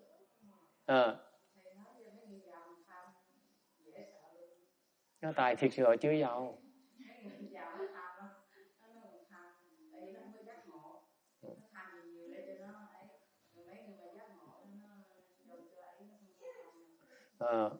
Guyin says, Master, I respectfully submit to you that rich people are very greedy because they don't understand yet. And my answer is that they're not that rich. Thì sự thật mấy cái giàu đó không có giàu đâu, mới tham. If the rich people, truly rich, are not greedy anymore. You see that? At least I believe so. Does it make sense to you? And this is why it goes back to my initial point. Thầy dạy cái video đầu tiên là nói sao? Cái pháp nhẫn mình là làm gì? Muốn tu pháp nhẫn phải làm gì? So my teaching to you is if you want to accomplish the patience of non-production dharmas, what do? Huh? What did I do? What did I teach you? Stop thinking, right? Stop reacting. Stop justifying yourself. Thành quý vị muốn thành tựu pháp này là phải ngừng đính chính, phải ngừng suy nghĩ. And how can you do that? By blessings. Có phước làm mới được. Chứ không phải nói đâu. Phải tạo phước. Đồng ý không? Can you see it now? You get there by creating blessings, not by talking. You plant blessings. If you have blessings, then you can do it. Quý vị có phước, quý vị sẽ làm được. Muốn tới đó, phải trồng phước. Có phước tự động sẽ làm được. Mà không có phước tự động nó nhảy tưng. Is that clear? So, That is why my claim is that Nancy answered correctly. You go to the mountain and cultivate versus cultivate at Lu Mountain here in the city. Which one is faster? It's faster here because you plant more blessings here than in the mountain. Thành ra thầy nói, nếu khi mà thầy nói là khi về tới chùa Lưu Sơn Tự mà tu đó, thì sẽ thành cái pháp nhẫn nó lẹ hơn. Tại sao? Tại mình trồng phước ở đây nhiều hơn là vào núi mà tu. Duy nhất mà nó lẹ hơn là tại mình nhiều phước, mình trồng lẹ hơn giống gì đó. Người ta không hiểu rằng á, muốn thành tựu pháp nhẫn là phải trồng phước chứ không phải vào rừng mà tu. Cái pháp là phải tạo phước chứ không phải ngồi thiền. So the dharma of accomplishing the patience and non-production dharmas is, the way to do it is to plant blessings. The people who keep on creating blessings in virtue, when they have enough, they accomplish just like that. You don't, you can cultivate until the end of time, you won't make it. Okay? Cái phương pháp này, tại sao? Bởi vậy bên cái người ngoài đạo, người ta tu tới được tài, ta không thấy, không hiểu được cái pháp là phải tạo phước. This is precisely why the non-Buddhists will not accomplish the patient and non-production dharma, because they don't know the importance of planting blessings. Họ thành công không được, họ thành tựu cái pháp nhẫn này không được, họ không giác ngộ được, tại vì họ không biết trồng phước. Dễ sợ. Yes, sir.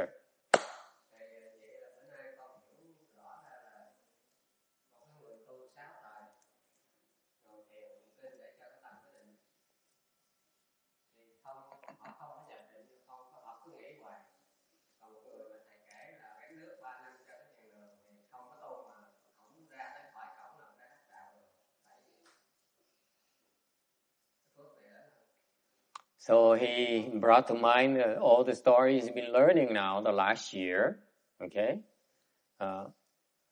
That a man who cultivates in the house and cultivates 6 hours a day or more, and he doesn't accomplish the patient, he doesn't make any progress. Whereas another man who is a disciple of Venerable Wei Shan, who is the founder of our Chan lineage, who carries water for 3 years straight every day. He carries water from the river up to the monastery for 1,000 people to use. Okay, every day. It's from morning till evening. He has to carry water because no one else carries water for them to use. Okay. That person has more merit and virtue than the person who cultivates 6 hours a day, meditate 6 hours a day. By far. So which dharma is better? Pháp là nó hay hơn. Một cái người đi tạo phước, trồng phước với đại thừa bằng cách là cái gánh nước cả ngày cả đêm vậy đó. 3.000 người nó xài nước mà sao mình gánh một ngày sao mình không đủ nữa. Ok? Lên xuống sông múc nước, đem nước lên chùa, đổ vào cái thau, chạy xuống, làm cả ngày cả đêm như vậy đó. Ta trồng cái phước để giúp người khác tu cái pháp đại thừa. Ngược lại một cái người khác núp trong cái nhà tu ngồi thiền 6 tiếng đồng hồ, cái vị người nào phước nhiều hơn. Think about it. You're cultivating, you're meditating by yourself versus you helping 1,000 people, 3,000 people cultivate, among which many of them accomplished the patience and non-production of dharma. Who has more blessings? Text.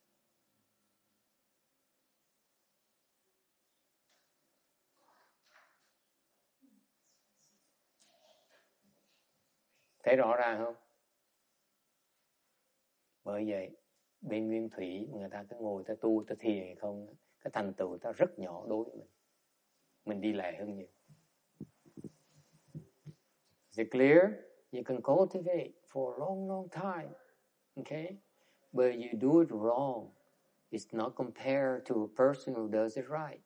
3 years of your life to go to carry water up to the monastery and go down to the river all day, and you don't cultivate, you don't meditate. That's all you do. And in doing that, you're helping a lot of people become enlightened. Imagine the kind of blessings you have.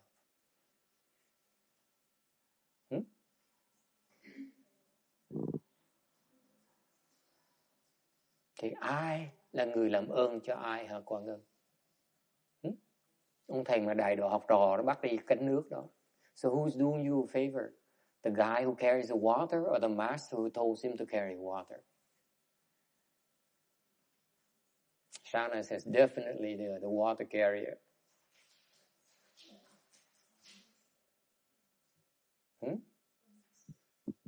Thấy rõ ràng không?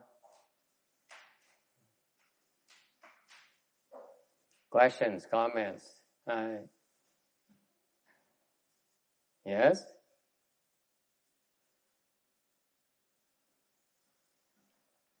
It is because, going back to slide 766, it is because bodhisattvas do not receive blessings and virtue.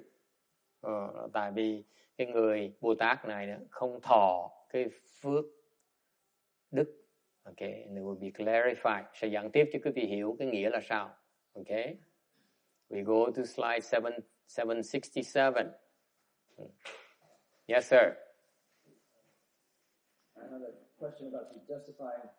Since one of the main habits of the ego is to always be right, is that if you keep encouraging or having a pattern of justifying yourself, then you make it harder to break through the ego or keep strengthening the ego? Who is right? The ego wants to be right. Then don't feed it. It's that simple. Don't justify it. Be prepared to take a loss. If the loss is too much, then you're not ready yet. As simple as that. Okay. Cái ngã nó không chịu thua, nó đòi đúng. Tại vì thầy hỏi ai là không chịu thua, ai là đúng, thì cái ngã. Thì nếu quý vị mà còn cái ngã thì nó còn đúng, nó còn không chịu thua. Thành muốn không còn ngã thì làm cái gì? Chịu thiệt thôi, chịu thua. Nó dạng gì như vậy? Yes sir. Yes ma'am.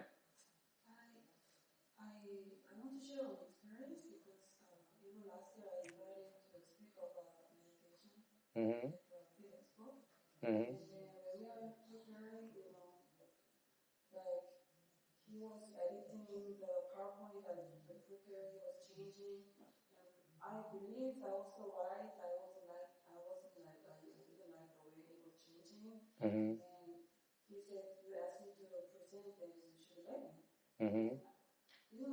That incident reminded me when I was in Kuwait. I was doing my presentation, and my distributor in Kuwait was doing the same thing to me. Mm-hmm. He was trying to force me what he believes right. Mm-hmm. And it was really difficult for me to do because I was the one that has to speak. Mm-hmm. And it kind of like opened the view of how these things are. And I wasn't like trying to say anything to him because like when he's already like is in the mood of thinking that he's so right, and if I force him to understand me, it's not gonna work because he's already in that. I don't know. It's like he already thinks he's right. Mm-hmm. Yeah. So what did you do? The incident made me to understand that justification sometimes is wasteful, and it doesn't matter what we think. Maybe the audience or other audience will like it. We don't know. The way I would approach is this: if I were you, I would yield to him. When he fights you, yield to him. You ask him, how would you like me to do it? You yield to him. You don't say, I don't like your way. Okay? When you do that, you say, my way is better. Then you're fighting. You're justifying. If he says, no, it's better that we do this way with the kids, you say, no, it's okay. You disagree, it's okay. Yield to him. Okay? You don't justify. You say, how come you do it this way? And he misunderstands you. You say, okay, I'm sorry. That's all you do. Okay? You don't justify. Right? But the bottom line is when you do the presentation, the kind of results you're going to produce in the presentation. So if you feel that's better at that time to do it your way versus his way, then it's your choice because you are the general at the battle. You need to win the battle.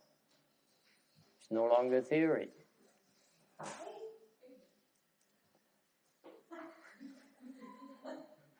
Okay? So what are you worried about? The reason you're fighting is because your ego still wants to prove you're right. That's all. It's two different points in time. One is when you're preparing, one is when you're delivering. Delivery is different. You have more choices. You don't need to fight yet. You fight when it matters. Because then he'll agree with you. If it works out. Make sense? It's called experience. There's no need to fight. He's the boss. Yield, and give it. And then if that's suppose at that point in time, he was there, and you look at him, no, at this point in time, I feel that my boss here can be better at this because he can give you better answers than this. Bring him in, have a talk. That's what I would do. Let him take the brunt of it. Yeah, I don't justify. I beat him up. You're wrong. You take the blame. Come up here. I think he knows exactly how to answer your question. I know exactly. I think he told me, we talked about this, and he gave me an approach that's very, very intriguing. And I'm not sure I know how to do it properly.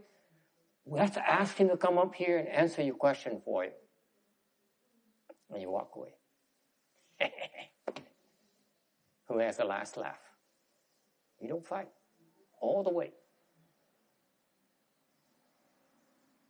Oh boy, he's becoming dangerous. Okay? You don't fight. If he thinks he's right, no problem. Okay? When the time comes, you want to change the diapers your way? Honey, come. When he's not there, you do it your way. When he's around, come. You see? There's so many ways to do it without having to justify yourself.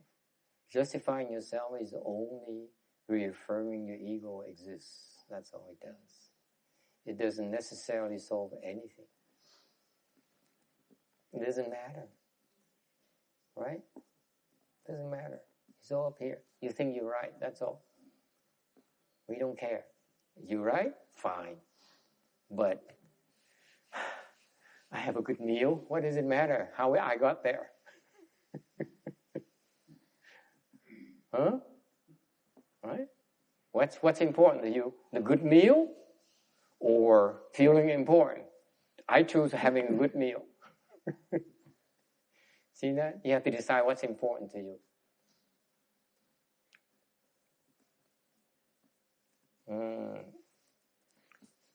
Thấy không? Mình không có đính chính. Mình không đính chính tại sao? Nhất mà ổng á, cái đòi cãi lộn mình hồi á, mình không có đính chính. Không đính chính gì hết á. Ổng cho ông đúng đi. Okay. Cãi làm cái gì? Làm nó quan trọng. Cái nói nó không quan trọng nhất. See what happened is that words don't matter. Don't matter at all. You're wrong. You're so bad. Okay. What are you going to do about it? I'm bad. I'm wrong. What you do with it?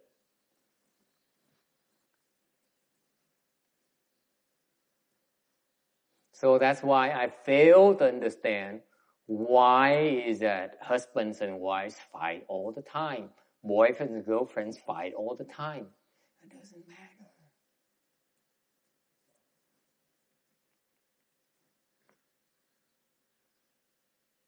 Because if you don't fight, they don't appreciate it. They don't deserve you.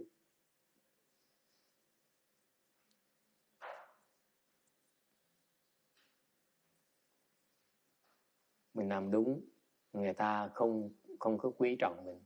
Người ta không xứng đáng với mình, sợ cái gì? Tính bơ. Sẽ có người khác thấy mình xứng đáng. Someone else who feels we are worthy. What do we care? That's called what I call having the blessings. To be able to not react. Mình có phước, mình đâu có cần phản ứng làm gì. Mình đâu có sợ đâu. Đúng không? Không có người này, có người khác tới, mình đâu có sợ.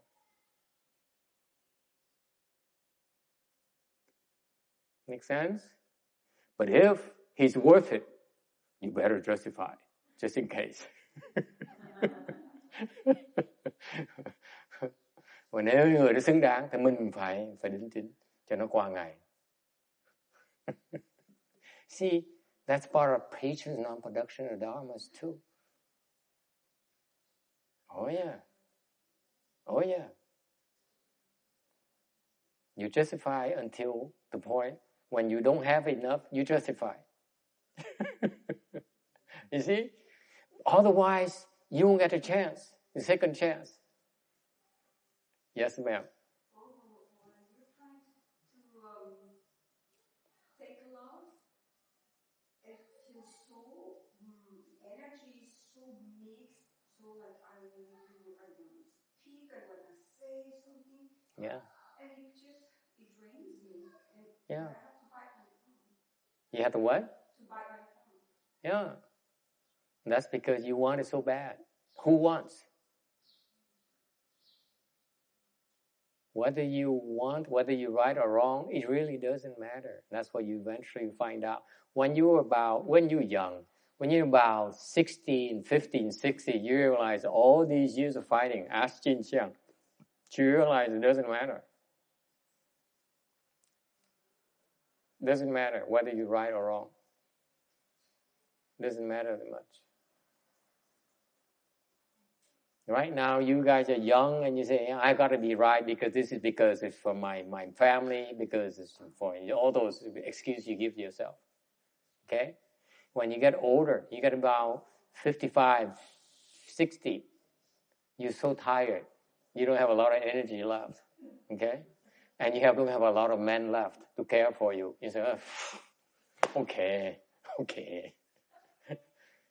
You see that? Doesn't matter. In time, it doesn't matter. You naturally don't care. Okay? The process is to recognize the natural urge to justify. The urge to justify. Cái pháp quan trọng ở chỗ là quý vị nghe cái pháp này để mà nhìn mình có thử mình còn có cái khuynh hướng là muốn đính chính hay không? Không có đâu, tôi không có sai đâu. Không có là thầy hiểu lầm tôi rồi. Tôi không phải như vậy đâu. Ok?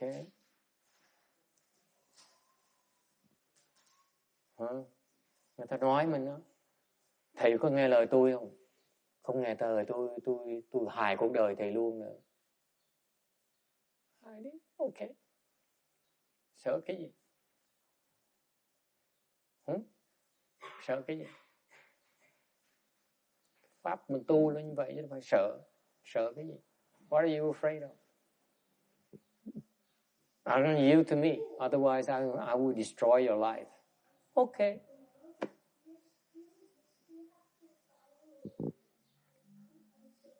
Why is that? Because if I owe you, you can destroy me because I pay you off. If I don't owe you, you cannot destroy me. You can't even pull the trigger. I assure you. Can't even pull the trigger. If I don't owe you, you cannot pull the trigger.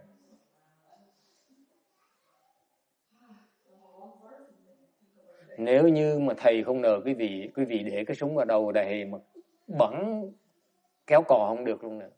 Đừng có tưởng bợ. Không nợ quý vị không có quyền, kéo không nổi luôn nữa. It's called faith. Cái đó là cái lòng tin. There is something called law and cause and effect. Cái pháp này, cái pháp nhân quả. Quý vị muốn lấy cái mạng của thầy mà thầy không nợ quý vị, sao quý vị lấy được? You want to take my life, and if I don't owe you my life, you cannot take it. You can't. There's no way for you to take it. It's impossible. Yes, ma'am. You don't know, right? I'm pretty sure. I believe. No, I don't know if something happened in the previous life, right? You take a risk, and you are taking a risk, right? But what if you owe them? Then you pay it off. There are other ways to pay off, though, right? Then you never accomplish patience. What do you want? One life versus patience. What do you choose? This meager life, this life of a beggar, compared to patience and non-production and dharmas. What do I choose? I ask you. Người ta hỏi, mình lỡ mình lầm sao? Lỡ mình nợ người ta sao? Người ta hỏi, lỡ mình sai sao? Lỡ mình nợ người ta sao? Mình nợ người ta thì mình trả cái nợ. Đúng không? Mình không nợ người ta, sao người ta giết mình được? Người ta hỏi thầy tiếp, lỡ mà thầy sai sao? Thầy nói, nếu thầy sai thì thầy ráng mà chịu. Nếu thầy đúng, thầy được cái pháp nhận. Cái nào nó quý hơn? Cái sanh mạng này với là cái pháp nhận. I ask you, this is why you never make it. If you are so afraid for your life, you will not make it. Cái người mà sợ chết là không bao giờ tới được. Còn sợ chết.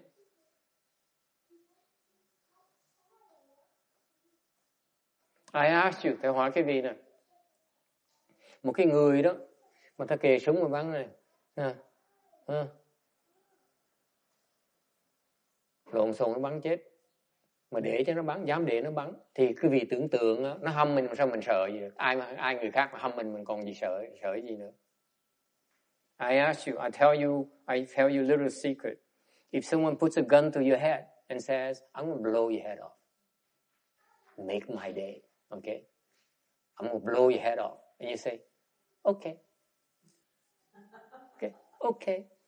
Okay. Okay. And then what? Then the next time someone threatens you, says, Are you gonna listen to me? I'm gonna hurt you. I'm gonna kill you. Okay. You think you're gonna be afraid? Huh? Sao mình sợ gì nữa? Một khi mình sẵn sàng chết rồi, sao mà ai làm mình sợ được nữa? If you prepare to die, Ginny, how can anyone else scare you?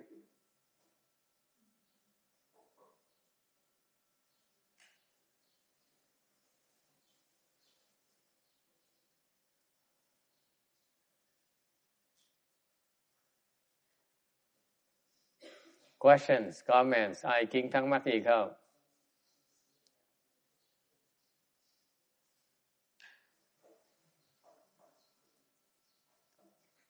What do you think? Quý vị nghĩ sao? Is that too crazy?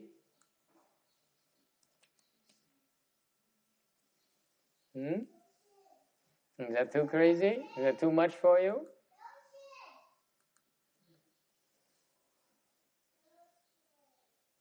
It's not about what I do. It's about you ask yourself, am I able to do that? You can't do it because you're still afraid to lose. Đừng có nghĩ là tại sao người ta làm được mình làm không được. Cái đó không quan trọng. Quan trọng là lý do quý vị làm không được là tại vì quý vị còn sợ bị thiệt thòi. You're still afraid to lose. That's why you can't do it.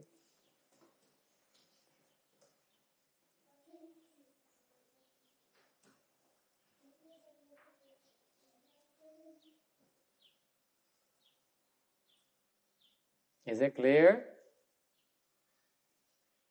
It's not about me, it's about you. You are a chicken. Quack, quack, quack, quack, quack. You're afraid to lose. That's why. You can't stand the loss. Lý do không phải là cái lý do chính đáng là cái vì sợ bị thiệt thòi, sợ bị thua lỗ. Thành mới thành nhát, nhút nhát.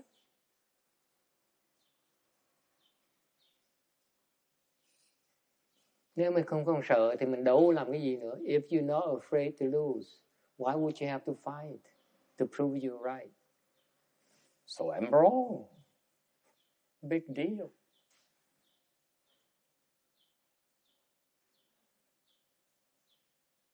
But you can't stand it, can you? You gotta be right. The reason for your existence is that you're right. And everyone has got to know you're right. Right? Huh? Cái vị làm được tại cái vị với cuộc đời, cái vị là để chứng minh cho người khác biết là mình đúng. Đúng không?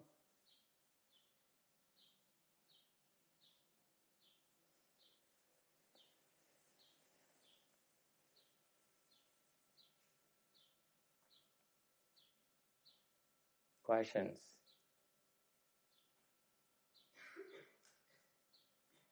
$767. What is meant by not receiving blessings? Cái ý nghĩa của bất thọ phước đức là cái gì? Okay.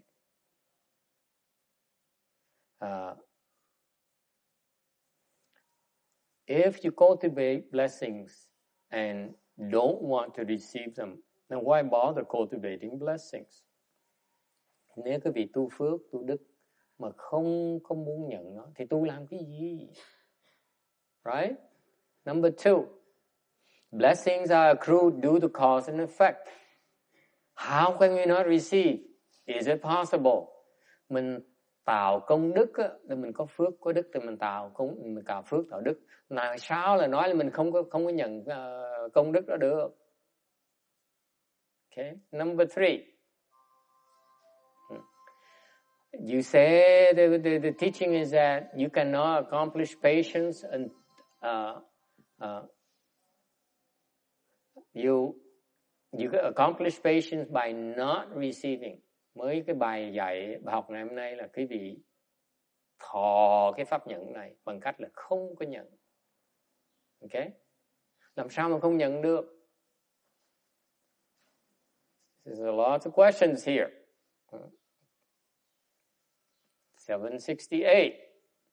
768. To receive no blessings. Không thọ phước đức là cái gì? It's to explain to you that the bodhisattvas at this state, they have the understanding, the wisdom, therefore they are not attached to receiving blessings or not receiving blessings. That's what it means. Cái trường hợp này có nghĩa, cái bài pháp này có nghĩa là cái người Bồ Tát mà có trí huệ rồi tự động sẽ không chọn nhận cái phước mà cũng không từ bỏ cái phước. Ý nghĩa là như vậy. They're in the middle. Họ không có từ bỏ gì hết đó. But they don't seek it either. Họ không có từ bỏ mà cũng không có tham cầu. They don't seek nor do they reject. Is it clear? Okay? What are we talking about?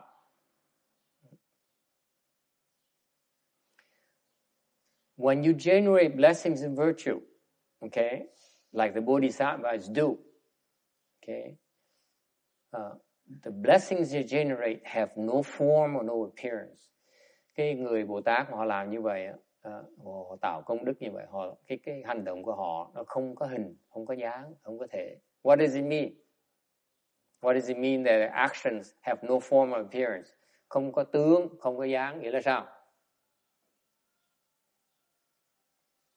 Number 1, okay, they don't think it's a big deal. Thứ nhất, họ không nghĩ là cái đó nó quan trọng. Thứ nhì, họ không muốn quý vị biết. Number 2, they don't want you even to know.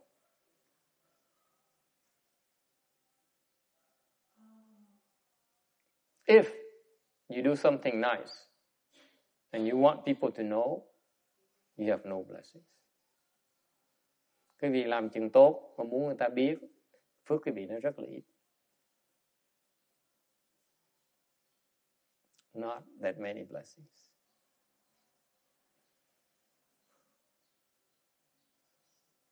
That is why you cultivate for so long, and yet you have no blessings. Bởi vì quý vị cứ tu hoài năm nay qua tháng nọ mà không có được phước bao nhiêu hết, tại vì muốn người ta biết.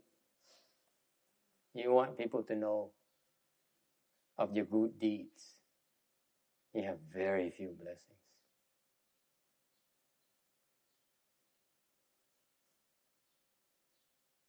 Okay?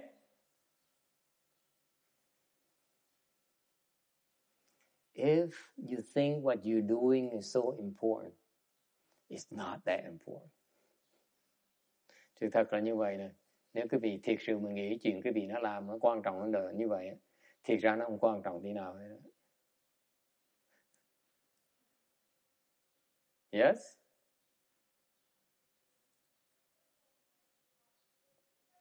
You mean to tell me, someone might ask, Master, with all due respect, you mean to tell me that the man out there who spends billions of dollars building hospitals, building universities, helping with the flood, helping with the earthquake, right? The names are behind all those acts of great deeds, okay? Compare to your giving $10 to the triple jewel and no one knows about it.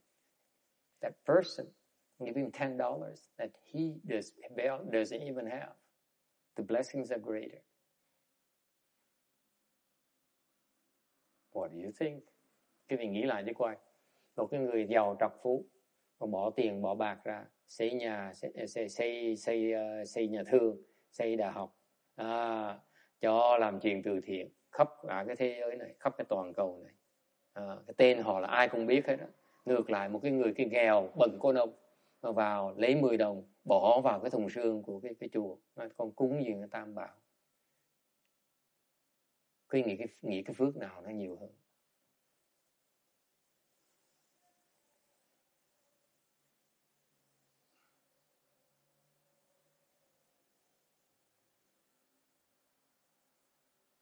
I submit to you that the beggar who puts in $10 in the donation box right there has more blessings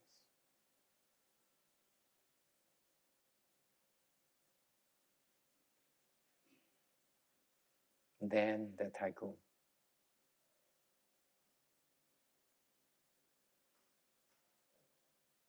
Questions?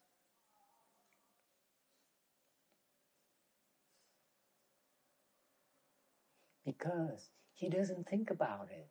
That's why he has more blessings. Làm sao cái người băng mày mà cho có một vài đồng vào thùng xương đó, phước báo nó nhiều hơn cái người trọc phú mà cho làm xây bệnh viện, cho nhà thương, tên khắp thế gian ai cũng biết hết. Tại sao vậy? Tại vì cái người mà cái người khất thực đó không có nghĩ tới chuyện người ta cúng dường, thì phước báo sẽ hơn.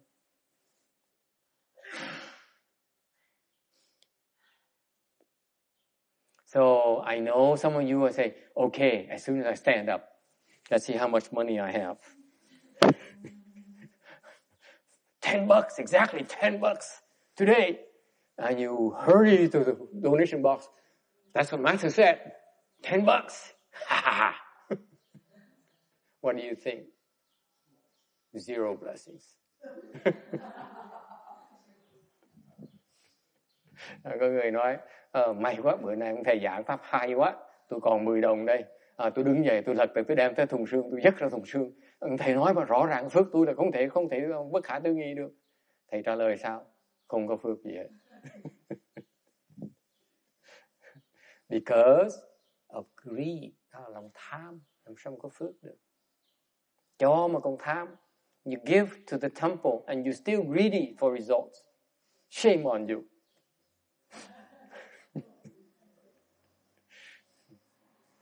You see, That's why you live life in peace.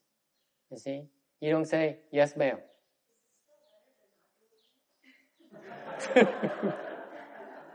Yes, yes. Có người nói, bạch thầy, như vậy vẫn còn là tốt hơn là không làm chứ. Thầy nói, thầy đồng ý. Should do more often, even though it doesn't pay. Càng làm mà càng không được phước, càng nên làm. To my temple in particular. You remember, I'm different from you. Okay? Any questions? Yes, ma'am. You teach meditation to your friend because you like the idea that she will maybe get benefit from this? Yes. Also, is greed? Or is it okay? Like you have the thoughts of, have the person be happier? Is it considered to be a greed? You know what I mean? That's a hard one. Ngài hỏi bây giờ tôi muốn dạy giúp người ta để người ta thiền, để người ta có lợi dụng. The way I would do is I propose you to do it this way. And I can't answer your case because I don't know whether it's sexual things or, or favors and stuff like that. I don't want to know, okay?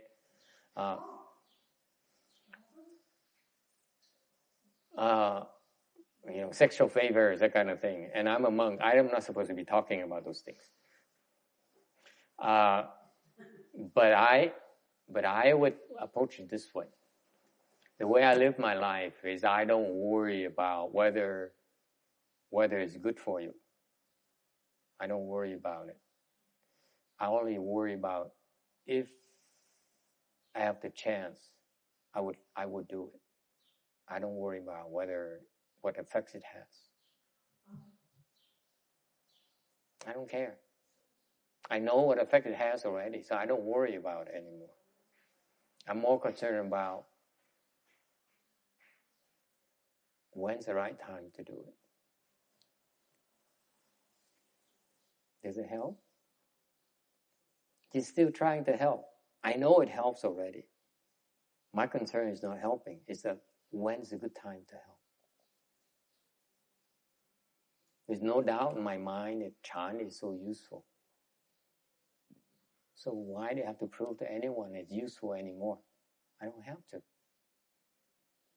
It's about how we can help, not about whether we should. Does it help?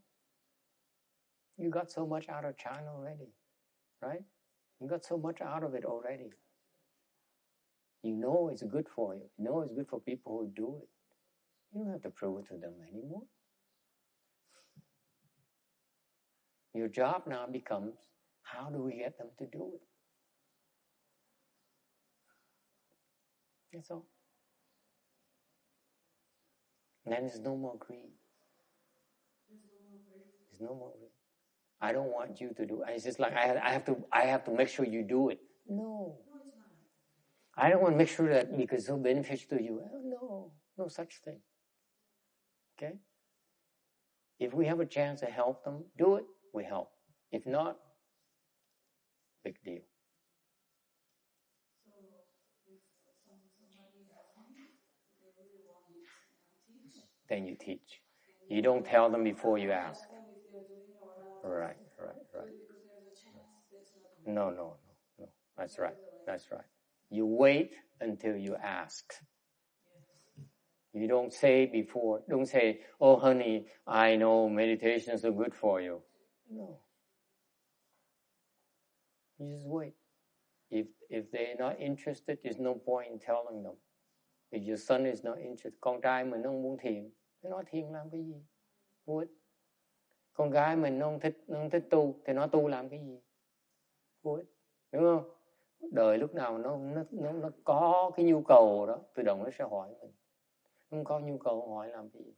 If they have no need for meditation, they have no need for Mahayana, why bother them?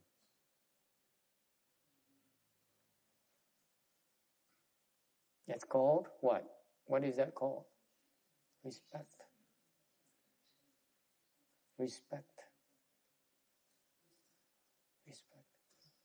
Be respectful. Tại sao như vậy? Cái đó là cái lòng cung kính người ta. mình tôn trọng cái người ta.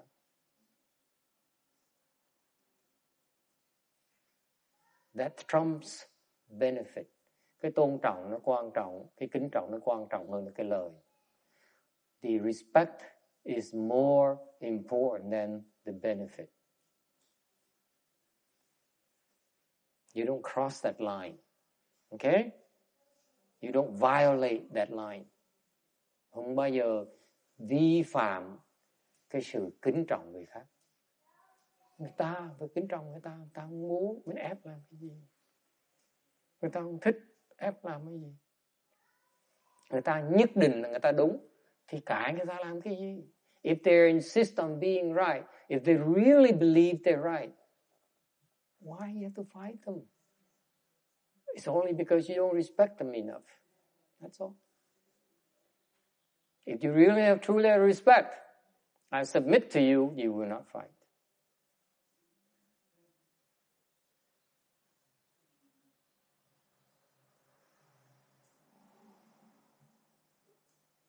Questions or comments? Ai ở Kiên thắc mắc gì không? Does it make sense to you? You can justify all you want. I'm right and this makes sense, all those things. But it boils down to the fact that you don't respect him enough. That's all.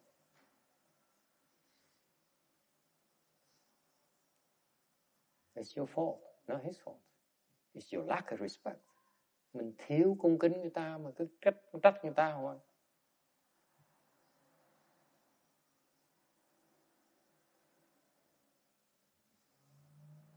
Okay, we stop here today. Ngừng lại ở đây. Transference.